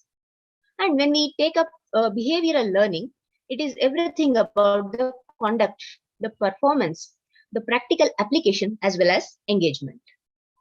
Right? Yes. We all know about the 17 goals transforming the world. United Nations Educational, Scientific and Cultural Organization. Yes. It seeks to build peace through international cooperation, especially in education, sciences, as well as culture. It also informs, it inspires us, UNESCO. It engages people everywhere so that we can foster our understanding and we can have respect for each other, as well as mainly to our planet, right? And UNESCO's programs, when we speak about it, definitely they contribute to the achievement of Sustainable Development Goals, SDGs, we all know, and it has been defined in the 2030 agenda, and it has been adopted by UN General Assembly in the year way back in 2015. Yes, and all the activities of men today, when we just consider, it has actually transformed the Earth's ecosystems. And with this, what is happening? Our very survival is in danger. Everybody's, right? So to hold this kind of, say, global warming, and while we all know it is getting spread to a catastrophic level. So what is it we are trying to do? We are trying to deal with the environmental, social, as well as economic issues, particularly in holistic way. We want to cater to everything, all the dimensions. And especially when we speak about the ESD for 2030 education program, it mainly purposes to achieve the personal as well as societal alterations. Right. So UNESCO's work in this particular field, it is guided by Education 2030 agenda as well as the framework for action. And it is notably there in say target 4.7 of the SDG 4 on education. So here, what is it they are trying to tell? See, it wants to ensure that all learners, they are provided with the knowledge, skills, so that we are able to promote sustainable development, right? And especially through education, we want sustainable lifestyles. We want our human rights. We want gender parity. And we want to promote the culture of peace, non-violence. Yes, we want to have global citizenship. We also want to appreciate cultural diversity. And we want to contribute more and more towards sustainable development. All right. When we come to our today's topic, quality education. Yes, do we really need good quality education? Right. So good quality education means, see, it provides the students or learners, pupils for that matter, with the competencies required. What do we mean by competencies? It could be the knowledge, skills, or even the attitudes. So that what is happening, we all can become economically productive. We can progress mainly the sustainable livelihoods. And we can also contribute to peaceful as well as democratic societies. And with all this, it tries to enrich our individual well-being, basically. Right? All these points are the advantages of good quality education. We all know if we have good education, so definitely it eliminates gender disparities. We all would have equal access to each and every resources available on this earth. Human rights, say gender equality, peace, non-violence, our well-being, everything would be promoted. We can overcome many problems like inequality, poverty, hunger. We can also try through education, we can try to enhance or increase our agricultural productivity. Yes, something that is critical to resilience, and we can build on food security, basically. Yes, through education, the empowerment of girls and women is definitely possible, and it plays a critical role there. Our income and our employment prospects, everything will improve through good quality education. So even our attitudes, our own attitudes, our values, morals, skills, everything that are required for, say, maintaining some peace in the society, inside the world, and to have inclusive societies would get developed. And finally, yes, we all know why education is important, because the pen is mightier than the sword, and it requires no explanation at all. Okay, when we just come to the facts and figures, what is the literacy rate in 2021? See, the global literacy rate for all people aged above 15, it is above 86.3%. Yes, definitely a good percentage. And when we compare the literacy rates of all males, it comes around 90%, 90. And the rate for all females, it's still on a lower side, and it comes to 82.7%. When we take the statistics of NSO, you all must be knowing the National Statistical Office. As on the year ending of 2021, our India's average literacy rate is just 77.7%. And while the male literacy at the Indian level, it is standing somewhere nearby 85%, 84.7%. And female rate, again, unfortunately, it is just somewhere nearby 70%, 70.3%. Okay. Yes. So universal education and education for universe. This should be our motto, right? Not only education, but education for sustainability is very, very important. Because see, it creates sustainable futures for all of us, not only for me, not only for you, for everybody, right? It authorizes to claim and respect parity. We need to have equality between genders. Peace, as well as it promotes social justice. See, it also builds the knowledge and skills so that we can form an ecological world for each and every one of us. The education for sustainability, it inculcates what our attitude should be, positive attitude, right? And we know how much resources to use, what rightfully belongs to me. As an inhabitant here, what should I use? Should I waste something? Should I use something? How should I use it for the benefit of others? I'll get to know, right? I would be a responsible citizen. I know what is my amount of consumption. How much should I produce, right? So it also brings sustainable economic growth. And definitely ESD, it advocates global citizenship, right?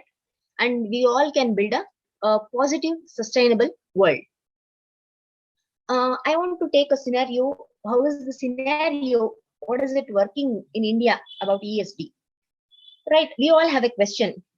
So education for sustainable development. Is our country, our India, our nation, is it ready to embrace it?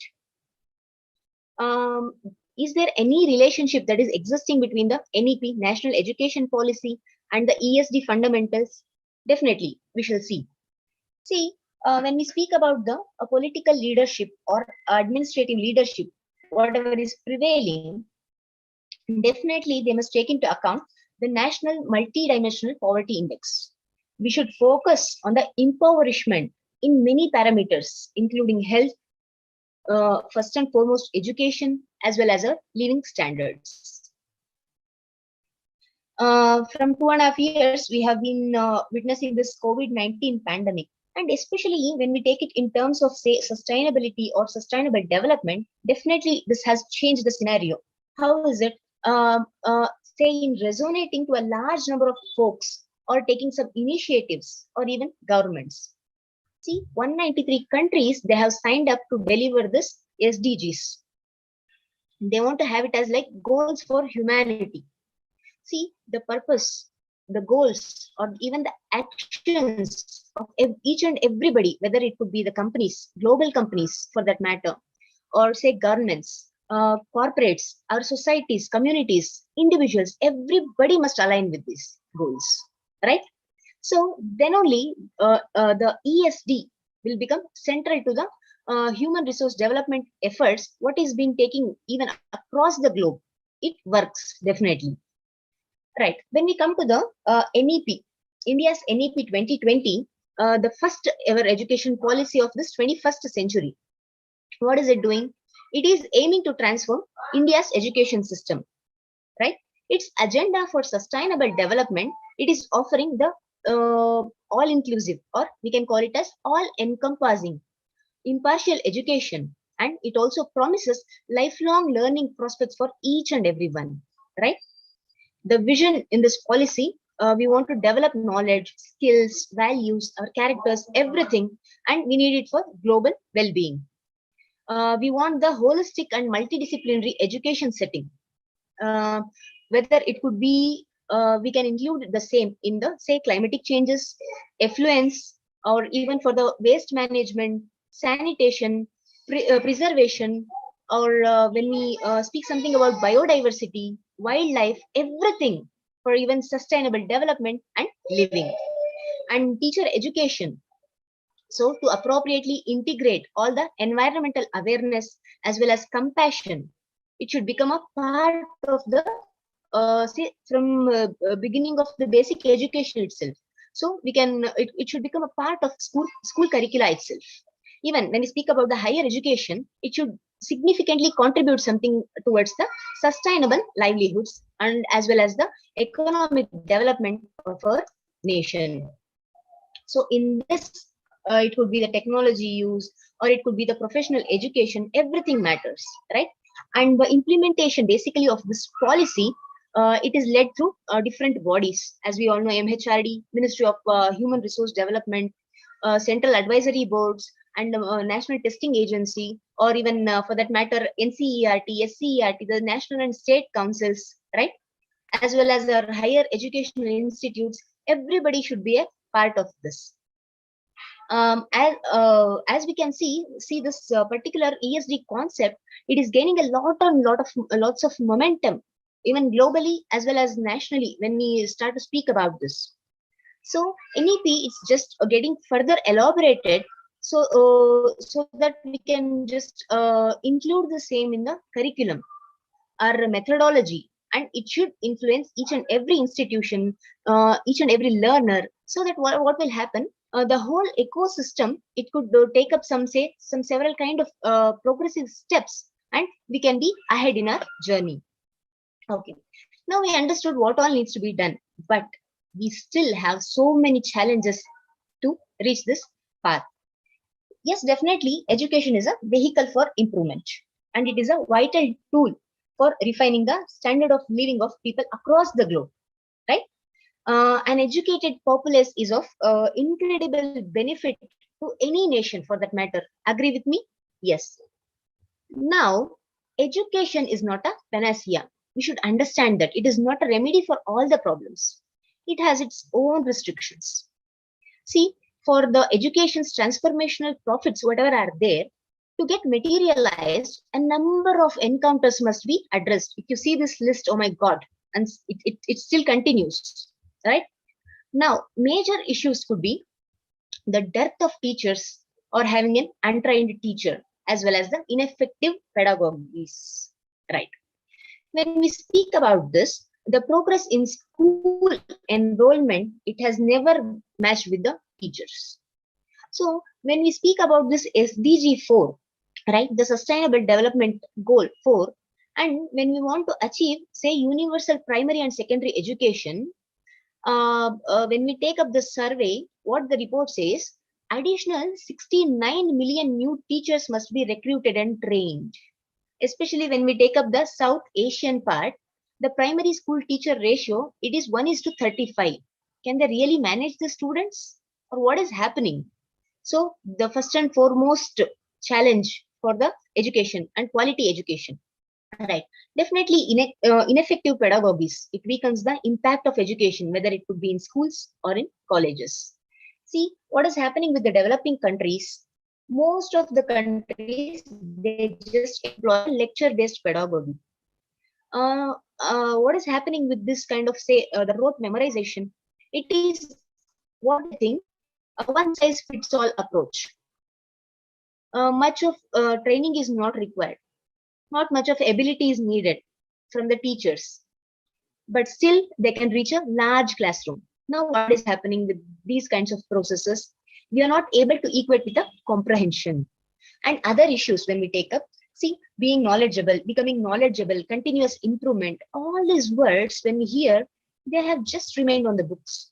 Is it really happening in the educational institutions? It's a big question mark again. And this complete list, whatever I have put as challenges, it approves that the nature of learning is definitely complex. And the educational systems, they are to be designed, say, which matches certain context with some specific goals, learners, or whatever thresholds or the opportunities we have. See, when we speak about the improvement in learning, how shall we contribute to making the students' learning more effective? How can we make that? Okay, now how shall we value the less measurable benefits of education? Again, it's a biggest challenge. Now, what are the ways of creating culture of quality management of education so that we are not losing ourselves in the endless quality procedures? How can we do that? And now, from 2.5 years, education in the digital or technological era, we are listening daily. We are listening about blockchain, artificial intelligence, smart technologies. What are these things bringing truly to the education? Okay, what if these technologies, it erases, say, the role of educational bodies in qualifying students? Okay, as teachers, how shall we teach our students the digital etiquettes? How can we foster the digital citizenship? Everything is a challenge, right? On what conditions, say, when we speak about the micro learning, online learning, or even personalized learning, in what ways can we improve the social mobility? In many places, when we speak, there are still no classrooms. So, how to learn without the right environment? When we take up the example of sub-Saharan Africa, see, often the children, they are like overcrowded in the classrooms. They lack the textbooks. They do not have school supplies. They do not have any other tools that are needed for them to excel. Again, when we speak about the Republic of Malawi, a country in East Africa, what is happening? In the first grade, there are 130 children per classroom with one teacher, it seems. So it's not just the lack of classrooms, but they just do not have any basic other facilities. What a school is expected to have. They do not have running water. They do not have washrooms. What a pathetic condition is this? How shall we stimulate lifelong learning?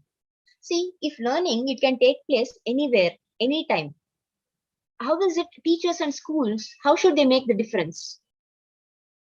And when we speak about the education as well as labor market, now everybody is a teacher.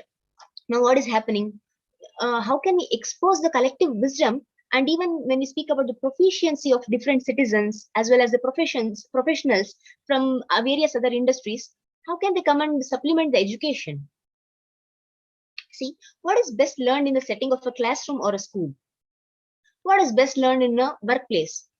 We have formation, we have vocational training. See, these are really the different kinds of things. It cannot be learned at one go. When we speak about the relevance of education to students, how do schools create meaning today? See, children do not want to go to schools.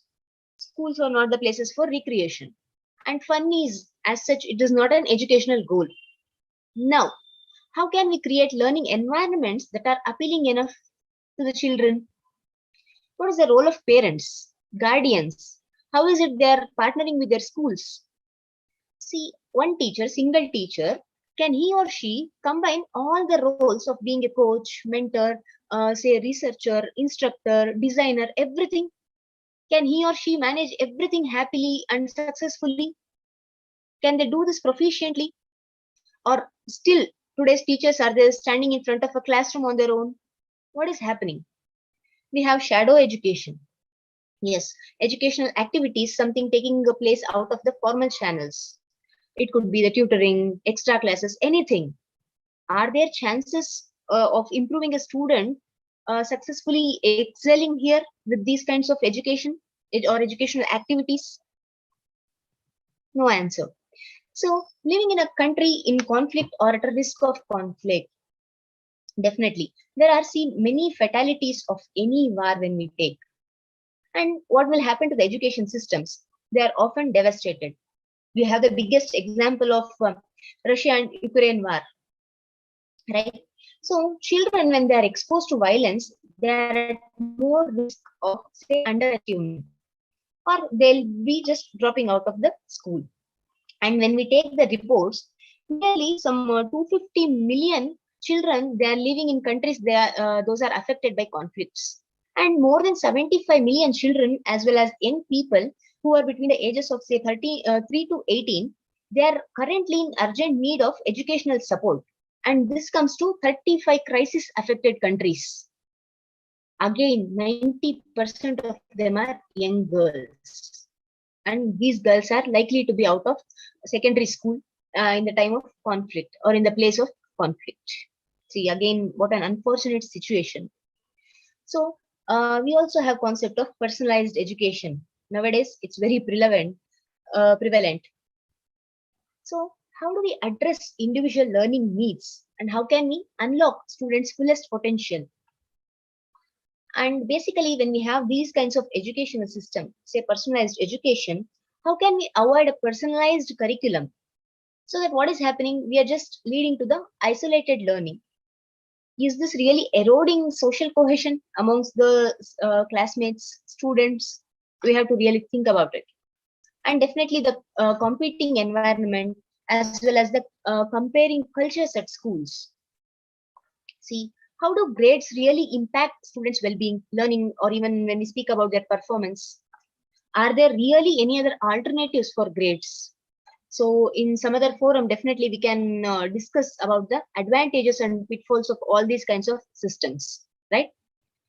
Okay. Then when we speak about the evaluation of new literacies, see, something new literacy means we are learning to know, we are learning to do, and we are learning to be.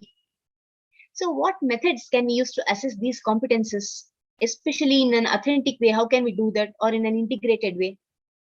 See, nobody is born a digital native, but now it is very much necessary that digital competency has to be acquired, right? And it is demanding, and it is need of the hour.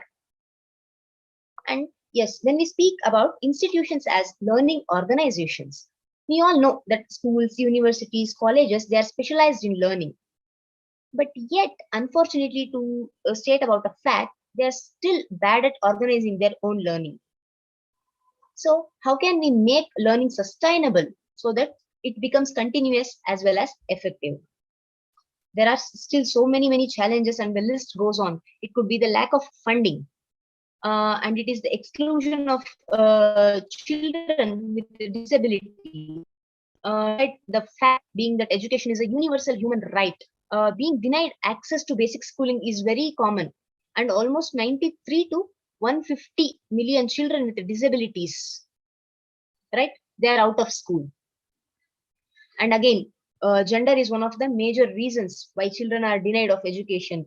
And we all know about girl education, how it is denied in most of the countries. And definitely distance from home to school is a universal problem again. See, for many children around the world, a walk of school, say for almost 2 hours in direction, it's really not uncommon. In one direction, if they want to learn, they walk for 3 hours. Isn't it shocking, or is it believable?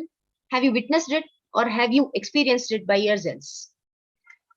How should children with a disability, or those who are suffering from, say, malnutrition or illness, or those who want to work, say they have household works, or especially the young girls, they are definitely vulnerable. How can they manage, right?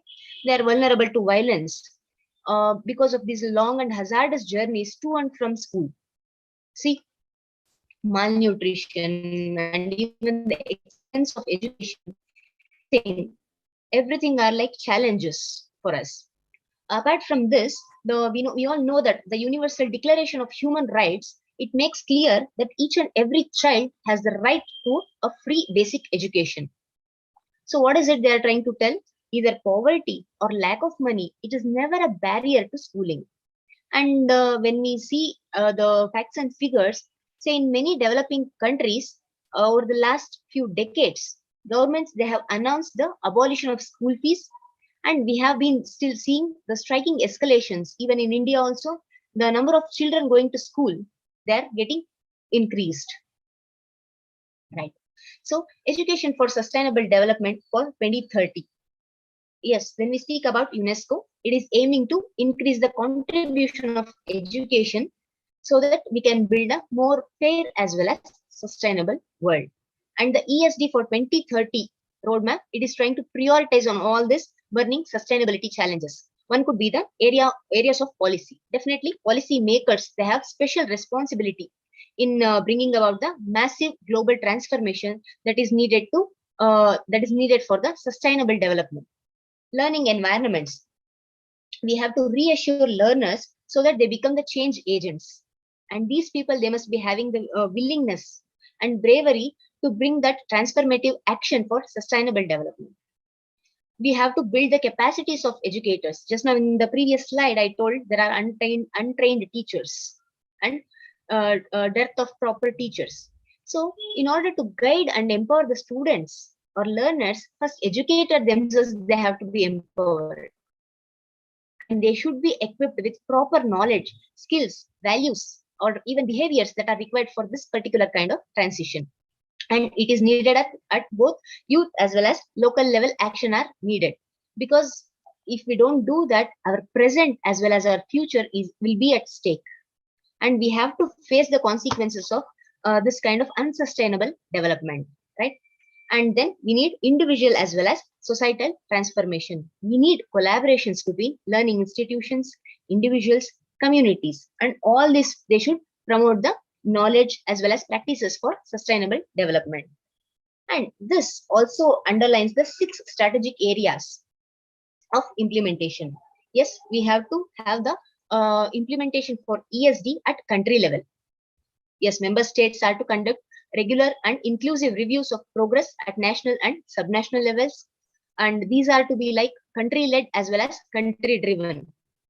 In less than 5 minutes, I'll wind up, ma'am. Right. Harnessing partnership and collaboration. We need networking opportunities. Say it would be among the member states or other stakeholders. Because we want to foster, say, cross-national, cross-sectoral collaboration. We want to create synergies, right?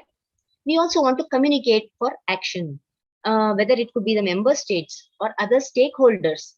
They are definitely encouraged to conduct communication. We want to outreach, and advocacy activities are main things.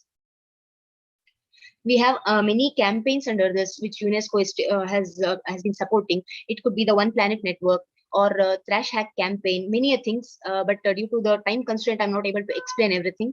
We have regional centers of expertise, right, where they're aspiring to translate the global objectives into the context of, say, all the local communities wherever they are operating.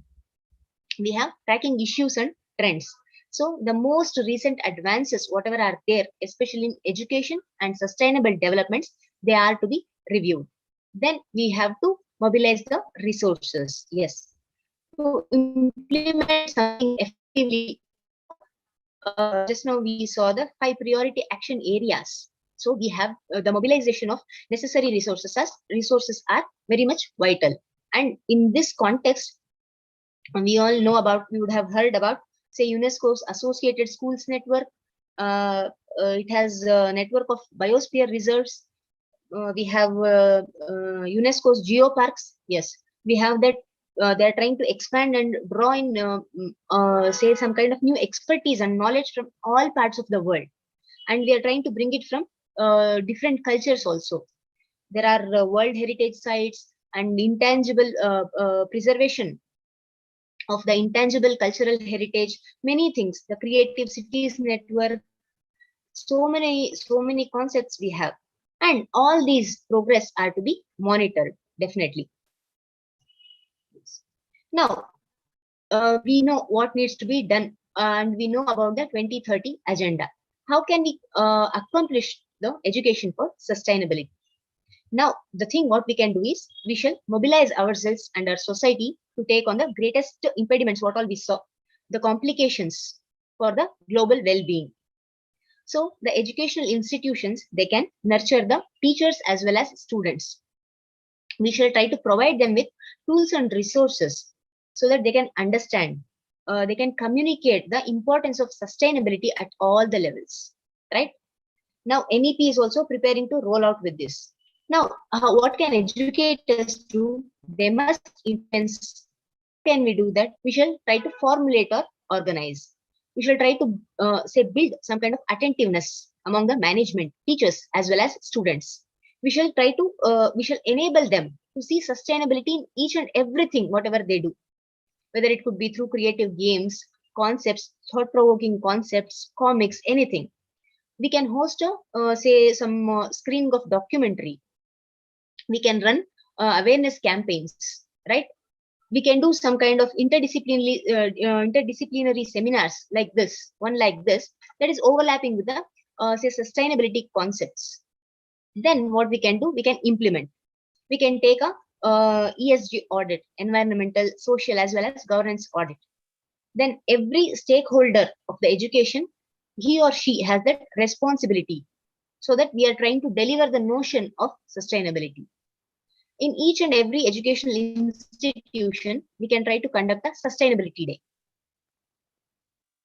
And we can even conduct programs for upgrading teacher skills and even transition assistant programs. All this can be done. Then we can do teaming up or network. We can conduct inter-school or even intercollegiate events on, say, the particular theme of sustainability. We can try to develop greater synergies, especially between, say, ESD and all other education attributes, whatever we have, right? We can leverage the role and potential of regional, national, global networks, all other third-party players also. Okay, we can join hands with corporates also, not only with educational institutions. Along with corporates, we can participate in the community projects, right? Okay, now just to conclude, sustainability, when we speak about it, it is like meaningfully influencing the way how we are conducting ourselves.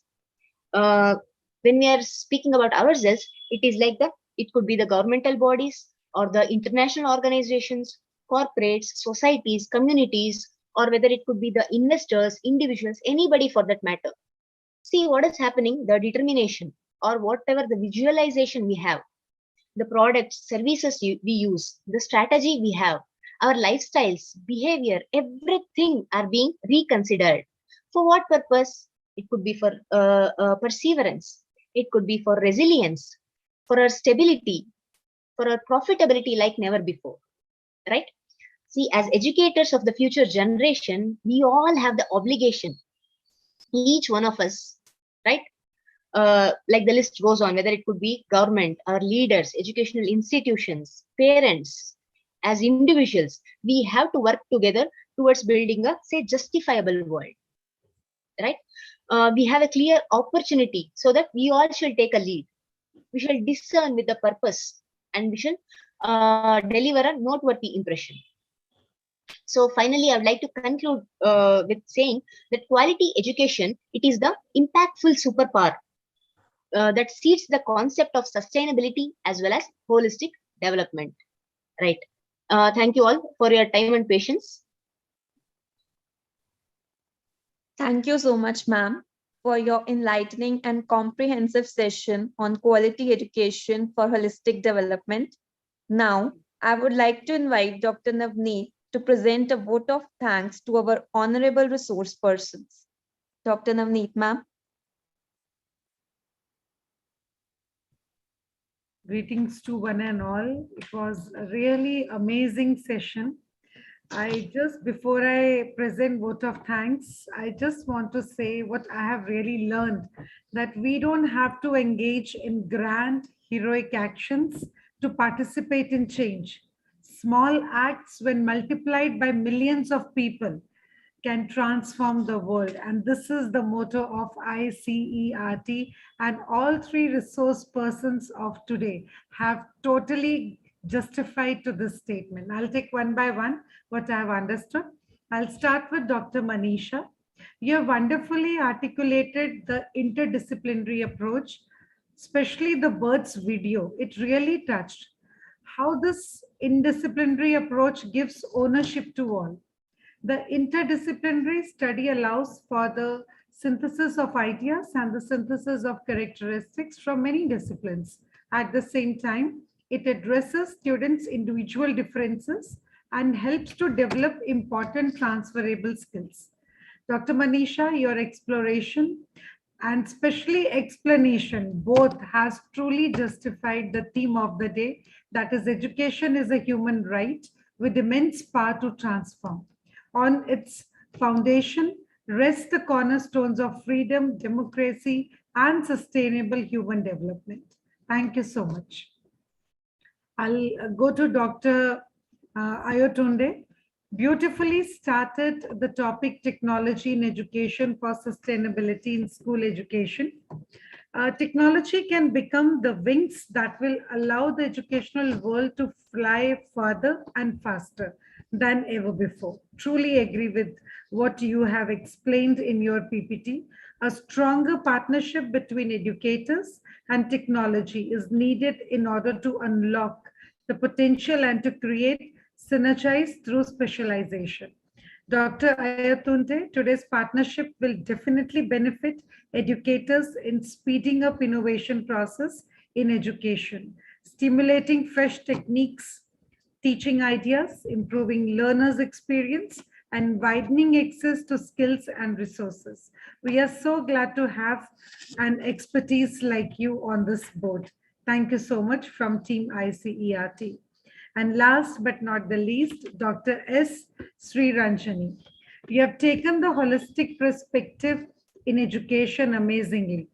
With creative approach, you are, whatever you have given over there, if any teacher believes that to teach students effectively, he must touch their heart long before you begin to teach their minds.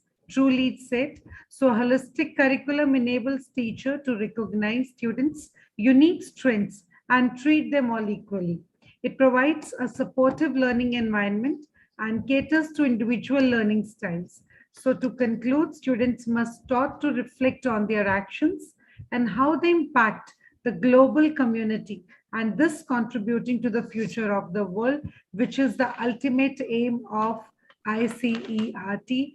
On this platform, we all have come together to share these best practices, and sustainability is the key to our survival on this planet and will also determine success on all levels.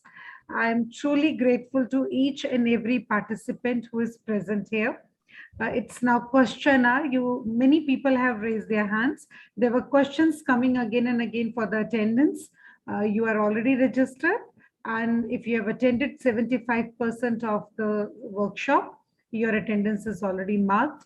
In 10 days, you're going to get your certificates. Now it's open house. Anybody has any question? We have wonderful 3 resource persons with us. You can ask, you can raise your hand, you can unmute, and you can come on the board. You can even switch on your video. Thank you.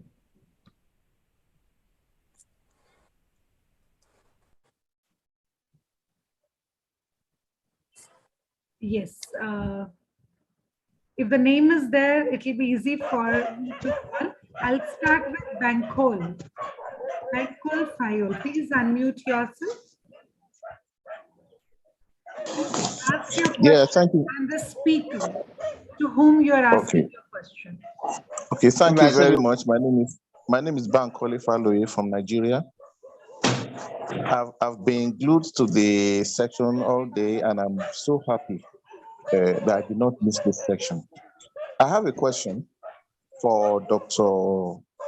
Falade, and the question is: how can we introduce digital technology from the primary school level, not necessarily going to higher education, but how can we try primary learners in Nigeria, and most especially all over the world? Thank you very much. Your question is to the third speaker? Yes, of course. Yes. Yes, ma'am. Dr. S. Sri Ranjani. Yeah, please, ma'am. Thank you very much. Can you hear me now?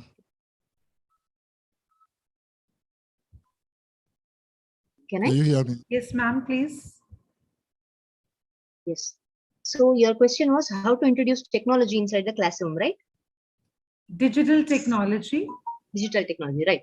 So it's a need of the hour. We all know that. What we can do is we can try to integrate social media. With our classroom techniques, whatever we have been using. See, we all have many kinds of platforms. So slowly we can try to use one by one. We can try to incorporate videos or even multimedias into our lessons. We all know about LMS, what is happening. I'll Somebody is. request all other participants to please mute your mic. Thank you. Vadanwala, Mr. Vadanwala, and Jeremy. I'll request other participants kindly mute here. Thank you so much. Thank you. Continue, ma'am, please. So what we can use even for the some kind of reinforcing any small kinds of things, whether it could be in school level, when we are using for spellings, maths, anything, or for reading skills, phonetics, for everything we can, what we can do is we can use some kind of interactive games, or slowly we can try to use it, because even previous year we have been using that even for nursery children, LKG people. So 5 years, not even 5 years, 3 years, 2 years children, we have been introducing this digital technology. What we can do that is, first we can, if we can introduce it in say some kind of games or some kind of, so that we can reinforce their subjects and we can include their subjects there. That could be a good idea to embed digital technology into our learning. If we just introduce it for say phonetics, we can just ask them to practice each and every word. How does they pronounce? How do I pronounce? How does somebody on Google, how does it pronounce? Right? If we just type something, some word on Google, yes, we know how do they pronounce. And we can even try to create interactive sessions, interactive games, everything. So slowly we can just try to embed into our learning sessions. Thank you, ma'am. Dr. Ayatunde, do you want to add up something in this, as it was your Yes. topic? Yes, thank you, ma'am. Can you hear me now? Miss Can you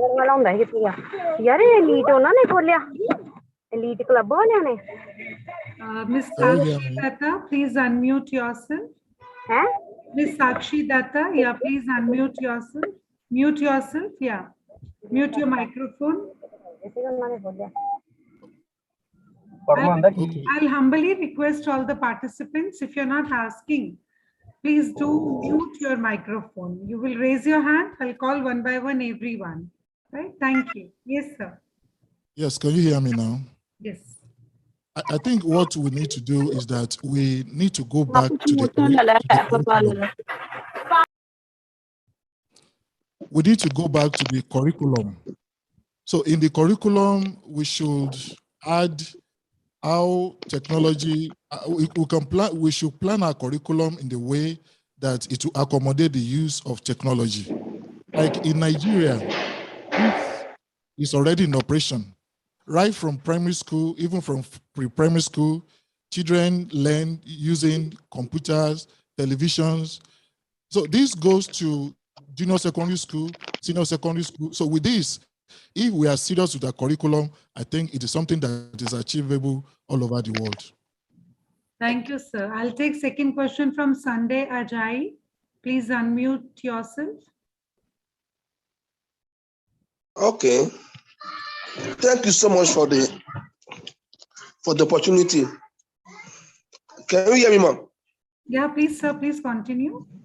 All right. So my own question comes about the curriculum and how we can make our curriculum. As a Nigerian, I've noticed that most of the curriculum are mainly theoretical, in the sense that and many that they are doing, they are not even concerned.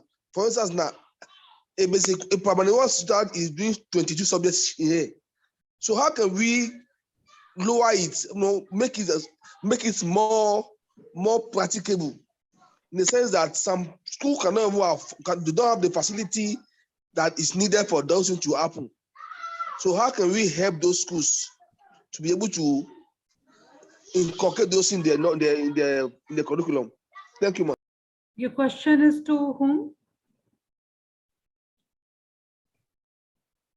It's to the first speaker. Dr. Manisha. Dr. Yes, ma'am. Yeah, please. Yes, This ma'am. question is for you. What I've understood, he wanted to ask, how can we make our curriculum more practical, right, sir? To more curriculum more approachable and practical. Yes, ma'am. Yes, yes. I can give the practical approach by implementing various teaching tools. most of us consider teaching tools as a technological aspect, but I think it is not more technological. We can use our resources at hand whenever we want to teach our students in schools. If we want to teach them related with mathematics, we can use the dust as our primary tool. The counting of beans, various beans, and by using that beans we can teach them all the mathematical processes, that is BODMAS. Like this only we can use any tool in our classroom teaching to make our classroom more informative, more practical for the students. I don't know about the exact curriculum aspects of Nigeria and the syllabus oriented, but in our schools, we use blackboards, we use flashcards, we use any material. The household material also we can use for the teaching purpose. We use simple one cards, playing cards. We can use them for the teaching any alphabets from other languages. We can use the what charts for geographical locations, for understanding the geographical conditions of our areas. We can use our yes, yes. Audio visual aids. Yes, or audio visual aids, but most of us think that the audio visual aids can be based on the computer based learning, but it is not so. It is very easy for the teachers to use the local products, or to use the whatever they have at their hand. Paper and pencil can be a teaching tool for the students. Paper and pencil also, blackboard also, anything, whatever we use at our home, that can be a teaching tool for the students. According to our subjects, that is in sciences, we can use our home-based tools, some bottles, and we can show them the practical aspects of any experiment. We can use lenses, we can use our specs for showing them the parts of lens. Okay, I think Sunday sir got the answer, maybe. Yes, Sunday sir, are you there? Comfortable? You got your answer? Yes. Thank you. Can we have the slides, please? The slides to the slides. Can we have them on our email? Sir, when you will go on the site, everything will be there. You can take it from there. It is a recorded one. You can get it from there. Now we are just going to take up the question answers. I'll go with, if your name is there, I can call, because if Galaxy M11 is written over there, hello. Yourself? Yeah, if you can rename. Hello, ma'am. Your name, yeah, please. Hello, Navneet, ma'am. Yeah, please. Hello. Yeah. Ma'am, I really enjoy your sessions and all the teachers who are saying something this sustainable in education, and this was the topic today. Ma'am, and I am really, name? What is your good name? my name is Deepika Yadav. Isha my Yadav. name is Deepika Yadav, ma'am. Okay. And I want to say something. I have no answer, but I am saying 2 or 3 lines on education. As we know that the education is most important for us, and we are talking so much, is that like a interdisciplinary and technology in education and all the other topics which are covered by our guest teachers and very very intelligent teachers. I think we should try to more focus the roots of education. I am talking about the moral education, which is very helpful for our country. As I am knowing, belonging to India, and we know India is a very multicultural country, and you know that today we have to work on it. So I want to say that education is just not mean to our literate, it's mean to our educate, that we can understand to people and their feelings also. And that is my lines which I wants to say to you. Thank you, ma'am, to giving me this opportunity. I'm really, really, really very, Thank you, very Deepika. Thank you gratitude so to much. you. You really have touched a very important point about the ethics values. And this is globally needed. Corona came, every country fought with that. And it is the values only who has helped us come out of it. So globally, we all brothers and sisters are working together, and ICERT is such a wonderful platform. Somebody from Nigeria, somebody from US, somebody from India, somebody from Pakistan. See, all together we are working on different topics. Today, wonderful theme, sustainability of education, and this Yes, is ma'am. the need of our, because education for sustainable development means adopting a more holistic approach to education. Right? Thank you so much. Thank you, ma'am. Go to Samadna. Samadna, if I'm right, please unmute. Yes, ma'am. Yes, Yeah. ma'am. Good evening, everyone. It was a wonderful session. And I have a question regarding the challenges of sustainable education.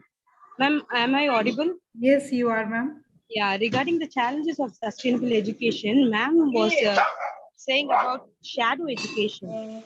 So regarding shadow education, I may be wrong. I just want to put in a context that I'll request Matthew to please mute your microphone. Thank you. yes, ma'am. Maybe that shadow education is arising because of the inadequate salary for the normal teachers, ma'am. Because untrained teachers, you put in another challenge as untrained teachers. Maybe because the trained teachers are moving on for the commercialized shadow education because of the lack of salary or minimal salary for the normal education. I just put in my idea. I just want your suggestion regarding this. To whom you're asking your question? She was the one discussing about the challenges of sustainable education. Dr. S. Rajini, please answer. Yes, definitely. Yeah. Yeah, whatever you told, personally, yes, that's correct. That because of their low salary or whatever reasons, economical reasons, the teachers might be having, definitely they might be willing to take the extra something out of formal education apart from the educational institution. They might be intending to take those classes. But the thing is, we are not speaking about the teachers. Other problems. The thing is, what I spoke about shadow education was the educational setting that is occurring outside the school or college or institution. But the thing what I wanted to tell was whether the children, are they learning something when it is some kind of, say, informal education, not in a proper formal setting. Are they learning something? That was only the point what I touched on shadow education. There might be other perspectives. What would be the problems?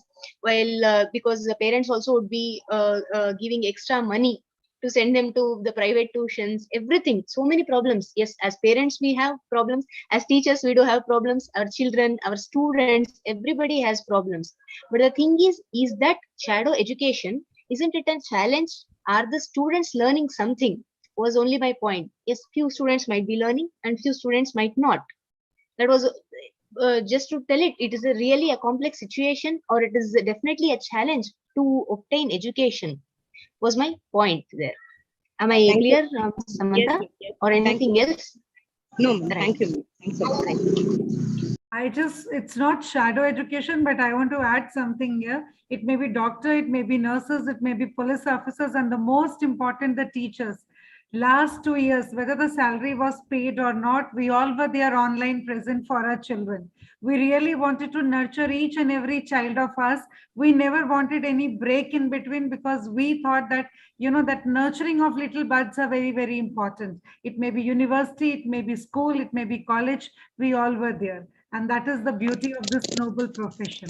Thank you so much. I'll go to Pathan Khan. Please unmute. And definitely the burden was more on the teacher's part. Yes, exactly. One should try to understand that. We were not aware about the digital literacy so much, and we all became digital experts. just in 15 days. We were on Zoom, we were on Kahoot, we were on Padlet, we were on Mentimeter. We have learned everything.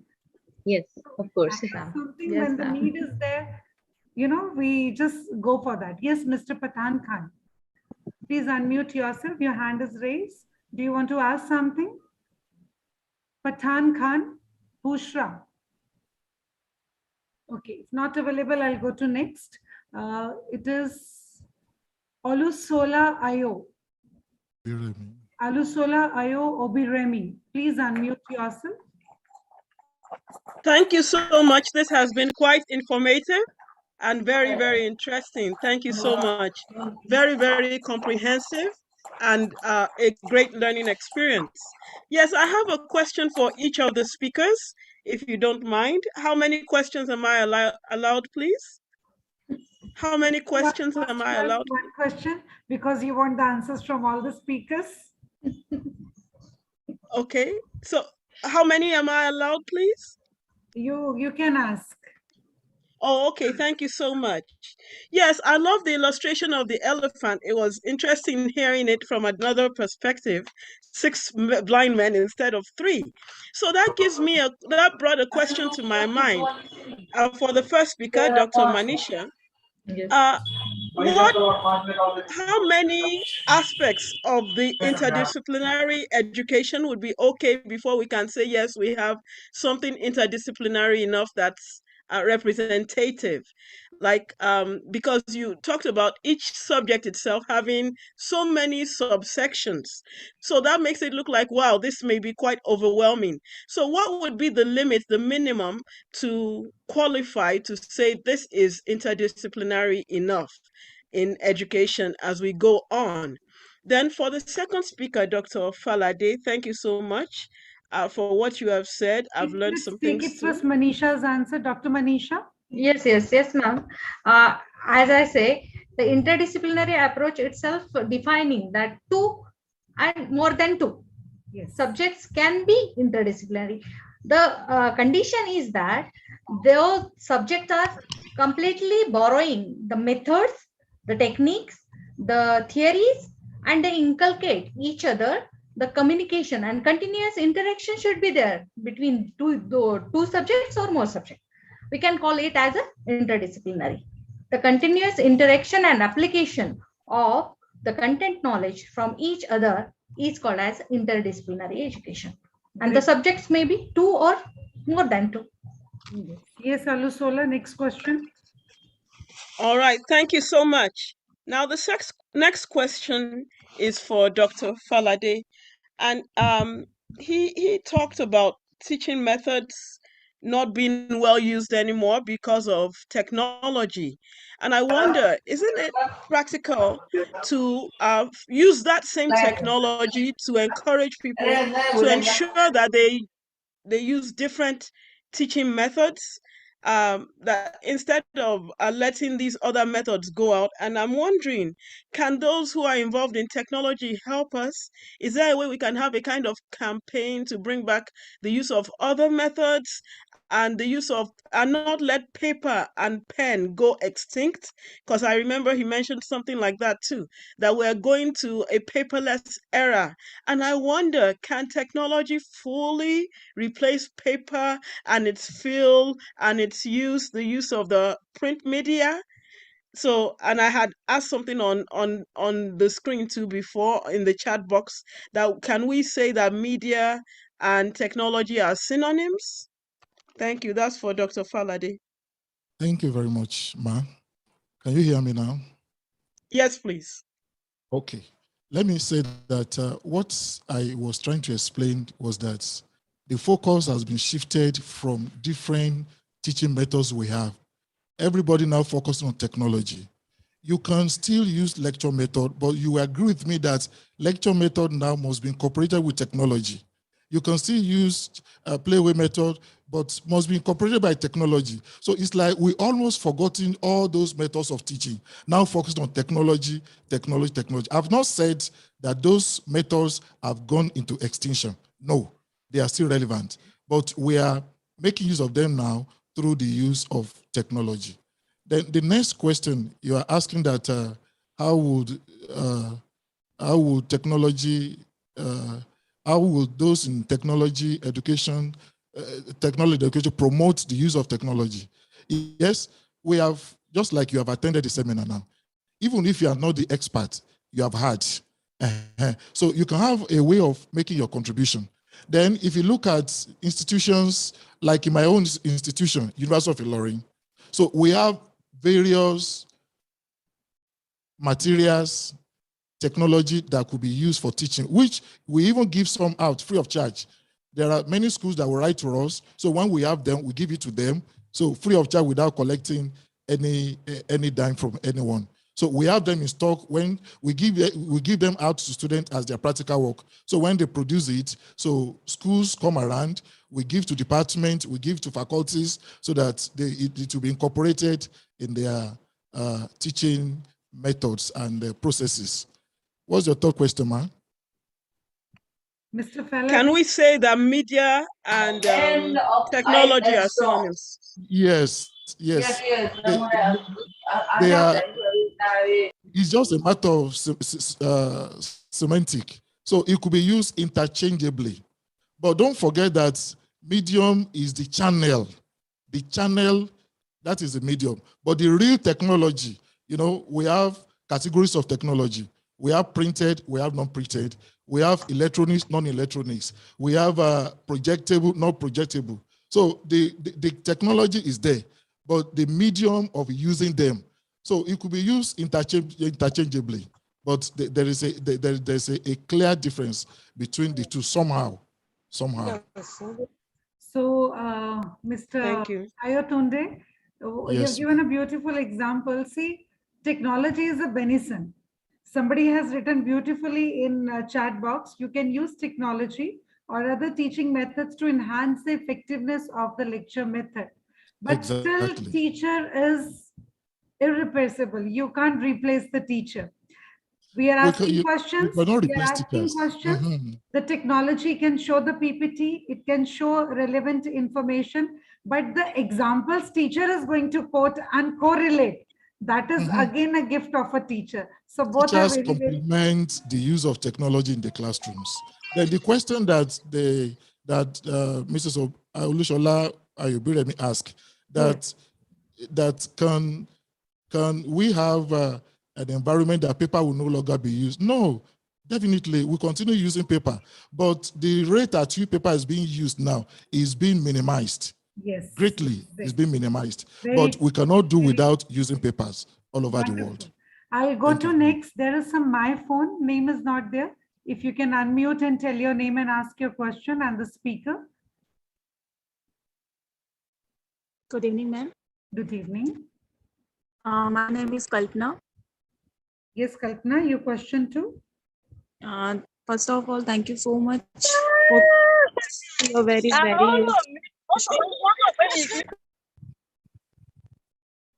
Am I audible, ma'am? Yes, you are audible, please. Okay. My question is to Shri Ranjan, ma'am. Okay. How can we use vocational education for sustainable development?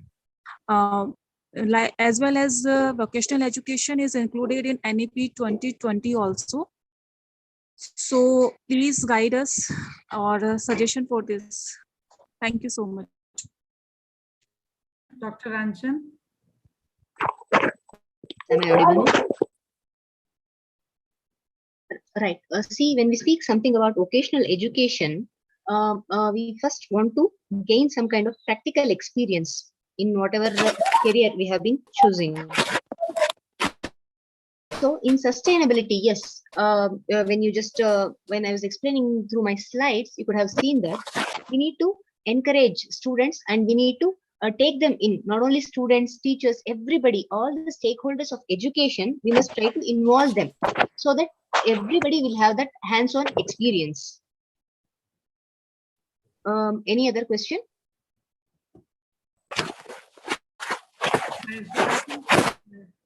Yes, Kalpana, is it fine? Comfortable?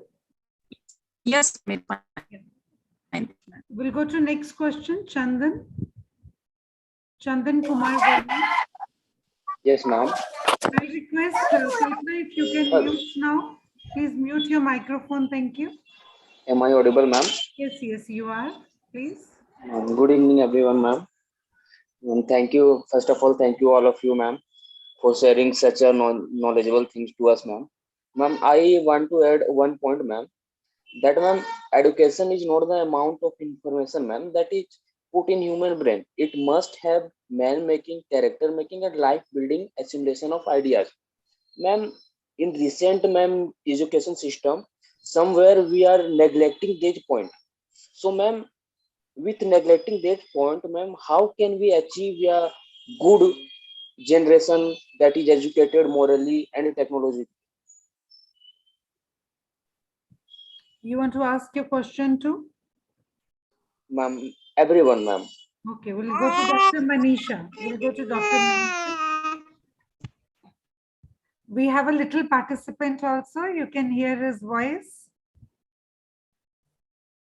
Yeah, Dr. Manisha, please. If you are... Yes. I have unmuted myself. Chandan Kumar sir, will you repeat your question, please? Right. Ma'am, my question is that, ma'am, in current education system, ma'am, we focus more in academics. Yes.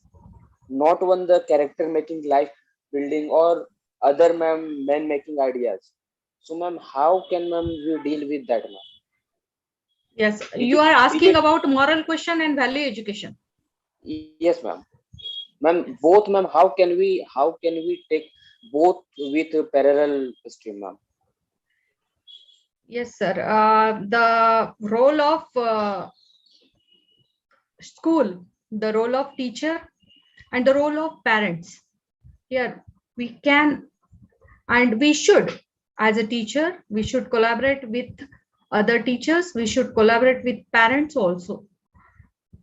Most important aspect of parents, we have to ask them to join in the upbringing of their child through education system.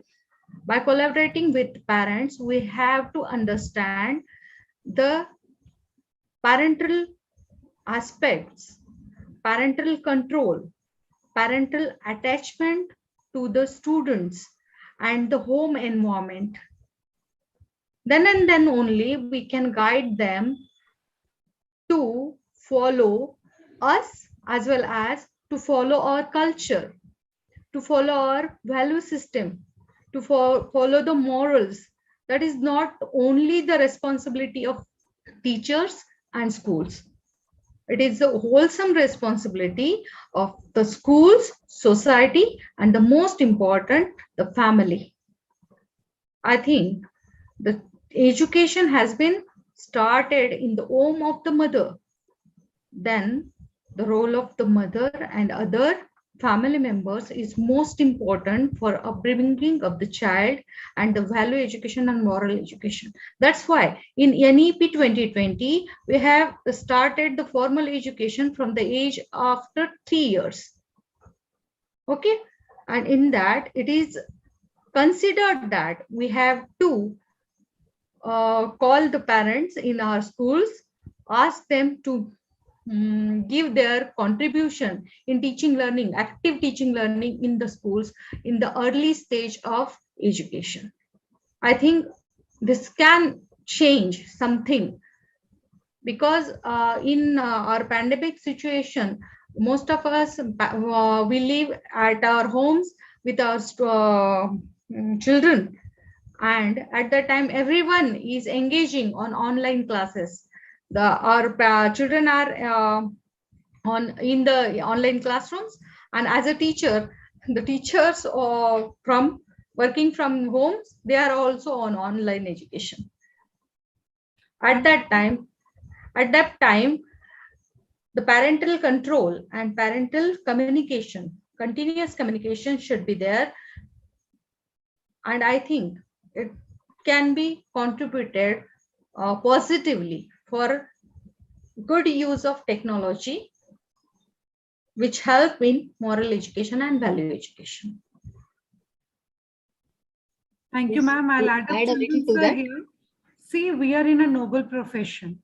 It is the duty of every teacher, whatever subject he is teaching, when he is making a lesson plan, he must add up when he is writing the objectives. When my child is going to learn from this chapter, what will be the values he is going to learn? What will be the attitude he is going to gain from that? And what is the application knowledge? We are working on application knowledge more, but as well as we are working on values and attitude also. We are not leaving those behind. That is the mandatory part.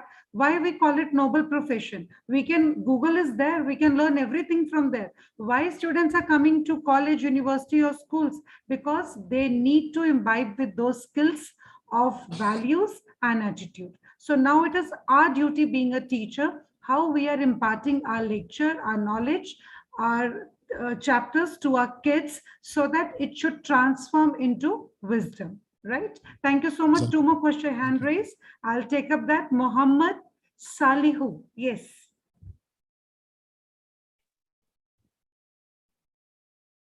Okay. Good evening, everyone, and thank you for giving me this great opportunity. And the lecture is of great importance and educative. My question and suggestion goes to Dr. Faladi. As you have mentioned many things about educational technology, I am very interested in that because my research was, I carried out some research on that topic. But I still ask myself some questions like, since education is has to do with changing of behavior, sometimes it's very difficult for someone who is taking an online course or doing this, attending like a school or virtual, particularly ever since we faced the problem of this pandemic, many things turned to be online. But so it's very difficult for like teachers to access some of the domains, like the cognitive domain, of course, can be accessed, but the other domains like psychomotor domain cannot be accessed well. So what are the possible ways that can be followed in order to make such kind of assessment? Also, the mindset of some teachers, particularly in secondary school, because universities and the colleges, it's very easy to change the mindset of the teachers. The lecturers, but for secondary school, sometimes it's very difficult because according to research I carried out, sometimes the school can provide the computers and all the necessary things, but it will be kept unused. It cannot be used because the lack of knowledge and the mindset. Sometimes the teachers may be given computers, but they may end up selling the computers or using it to watch films only, not to engage that with the actual practice. Thank you very much. Great suggestion. Thank you. Faladi sir, do you want to comment on that, what he said? Yes, let me make some few comments. Yeah, please. Yeah, the young man will admit with me that in Nigeria, there are at times that the Federal Ministry of Education will organize workshops, seminars, and conferences for teachers to attend that will prepare them and equip them on how to make use of these technology that's being used in primary and secondary schools. Just the way he has said that it is easier to change the minds of university students. Yes, not really changing their minds, but because of their exposures, they knew that there is no any way that they can face the reality of life than to adapt to the use of technology. Many lecturers at times do have difficulty because what you don't have, you cannot give it to others. So, but we need to open our minds to change the paradigm. If technology has not been used before, so we should learn how to use them now. Thank God for COVID-19 pandemic. I can say that it was the COVID-19 pandemic all over the world that opened the eyes of almost all nations to the use of technology for education. So there are many courses, many institutions that are being run, even when the pandemic was on. So they are using technology for their courses, for their exams, and for other things. So the global shift now is on the use of technology for teaching in classrooms. So which everyone must not shy away. Then I want to make this appeal to UNESCO, to our Honorable Executive Director, because I know you are part of them. UNESCO has tentacles all over the world, that you should have plans on how the use of technology will be promoted all over the world, especially in Africa, Asia, and other developing countries. Some other countries may not need them again, but sincerely in Africa, in Asia, so we need this. So please, UNESCO and ICERT, find a way of expanding your tentacles and encouraging us, supporting us, providing materials at the promotion of the use of technology in education all over the world. Thank you very much, ma'am. Wonderfully, you have concluded, sir. We have 4 more hand raised, but time is close. If just a small question you can ask and a very small reply we can give. Toyin Otapo, because from I think last 10 minutes his hand is already raised. Toyin Otapo, please unmute. Yeah, please. Thank you, Madam. I quite appreciate this seminar, and I pray that God will continue to sustain the effort. I have a question for Dr. Falade. Are you listening to me, please? I'm listening to you. Ma'am, form link work नहीं कर रहा. Please send करेंगे again दोबारा. Thank you. My name is Dr. Toyin Otapo from Nigeria. What I noticed of recent is that when we were growing up, especially in the early education stages, in primary and nursery school, education subjects are taught most of the time in our mothers or native languages, and we tend to understand this subject better then. But however, now there's a shift away from this phenomenon. In fact, now if you speak native languages now, you are either punished, and these native languages are actually being cast away as vernacular. What is your view about this in view of sustaining education, especially in developing countries? Thank you. Thank you, Dr. Navneet, ma'am. So there is no feedback form.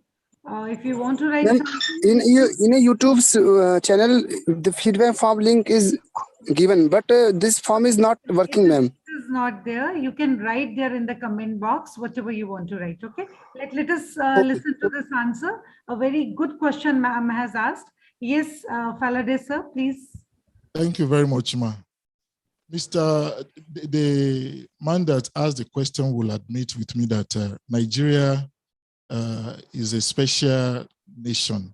It has its own peculiar issues, in the sense that in Nigeria, there are more than 250 recognized languages, more than 250 recognized and popular languages. So tell me now, which of these 250 languages should we begin to write our instruction materials, our books and other material? But the fact remains that if indigenous languages are being used to teach, there are so many advantages and benefits. I can remember that nations like Germany, they don't use any other language than German language. The same goes to France, same goes to maybe India, I don't know, I'm just thinking. So if indigenous languages are being used to teach in our schools, we believe that it enhances learning. But like I said, Nigeria is a peculiar, is its own peculiar issue. So if educators in Nigeria can come together that, okay, let us adopt the 3 major languages, which is Hausa, Yoruba, and Igbo. So they can now plan and do that. And I'm aware that Bayero University in Kano has started writing some of the science subjects in Hausa language. Former professor, there's one professor in Obafemi Awolowo University some years ago, who was the former Minister of Education. He was the advocate of using indigenous language to teach in our schools because it instills and facilitates learning better than foreign languages. So I'm also of the opinion and of the advocate that the use of indigenous language can also help in our schools. Thank you very much, ma'am. Thank you. I'll take a quick question from Dr. Ayobami. Please immediate unmute. Thank you.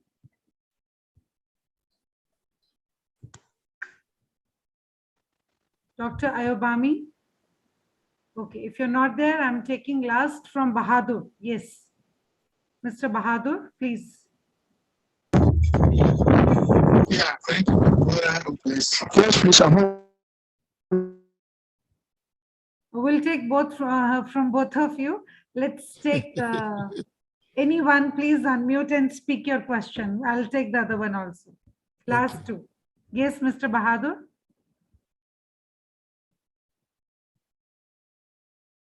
Please ask your question. Yeah. Hello. Yes, you are audible. Please speak. I think there is some network problem. Network problem. Okay, Dr. Ayobami, please ask your question. Dr. Ayobami.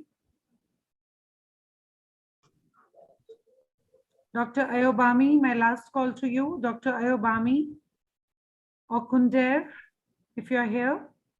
Okay. My last call for Mr. Bahadur. Dr. Ayobami is unmute. Please unmute. We need to close now, please. I think some issue is there. With this note, I'll close now. Thank you so much. Madam, one thing.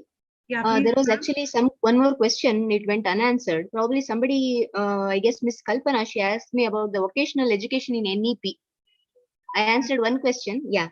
She asked whether there is some separation between the vocational and academic streams. Yes, definitely no. In NEP, everything is inclusive. There is no such separation. And even through school as well as higher educations, NEP 2020, they want to introduce this. They want to give this vocational exposure actually. I hope I have answered your question. Yes. And what we are doing in, we are opting this as one of the additional or optional subject in senior classes also, so that the students should be benefited with skill education and vocational courses. Thank you so much. With this note, once again, I thank all the guest speakers, and wonderfully you all three have answered. Dr. Manisha, wonderful to meet you. Last time I missed you, but today it was wonderful hearing from you.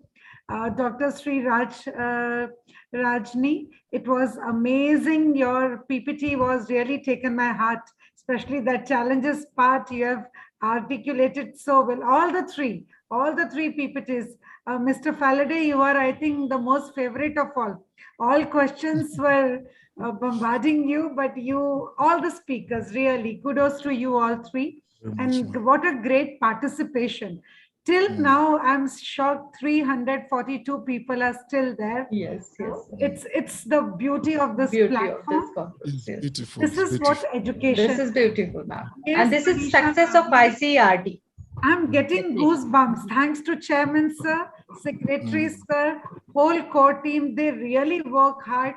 We have just gone to Nepal for an international conference, and I'll request next time, whenever conferences are there, please come over. We should meet each other physically. Yes, definitely, ma'am. The time is limit. We can't interact that much, but when we are there in presence, in physical form, we can discuss so many other things, and the best practices can be taken to our forum. And last but not the least, the beautiful moderator of today, Dilpreet Kaur. She's a wonderful anchor. She coordinates so well. Humbly, she takes up all the things.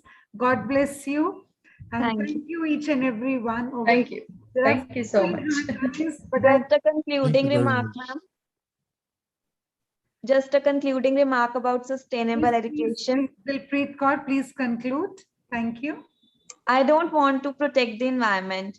I want to create a world where the environment doesn't need protecting. So this is, I think, is only possible with right kind of education, which is holistic, sustainable, and interdisciplinary. And disseminating knowledge about it was our top priority today. I want to thank Dr. Navneet ma'am and ICRT for providing me this opportunity. I'm extremely honored, ma'am. Thank you. We all ICRT, kudos to you. Thank you very much. Then we you, also want to everyone. thank the moderator, Miss Dilpreet Kaur, madam, and Chief Patron, Dr. Navneet Kaur, ma'am, other two guest speakers, Sir and madam, and whole team of ICERT, especially Dr. Sandeep Kumar, sir, General Secretary of ICERT, and all the wonderful participants there, especially from India and all over the world. Thank you all and good night. I also want to appreciate everyone, the moderator, the chief patron, executive director, the keynote speaker, my co-guest speaker, Dr. Sandeep Kumar, who recommended me for this program. I thank you all. Thank you very much. I appreciate everyone. You're welcome. We appreciate your gesture. Wonderful. Wonderful. See you next time, next Saturday, whenever the next program is there. Hope to have a great interaction with each and every one. Thank you so much. Thank you, ma'am. Thank you, ma'am. Thank you so much. Thank you. Thank you. ma'am. Thank you. Merci beaucoup. Merci. Thank you. Thank you. Thank you. We appreciate. Yes. Thank you. Thank you all. Bye. Thank you so much, ma'am. Thank you so much, ma'am. Thank you, ma'am. Thank you so much. Thank you, Dr. Falade. Well done. Thank you very much, sir. Thank you. Thank you. Thank you. So small.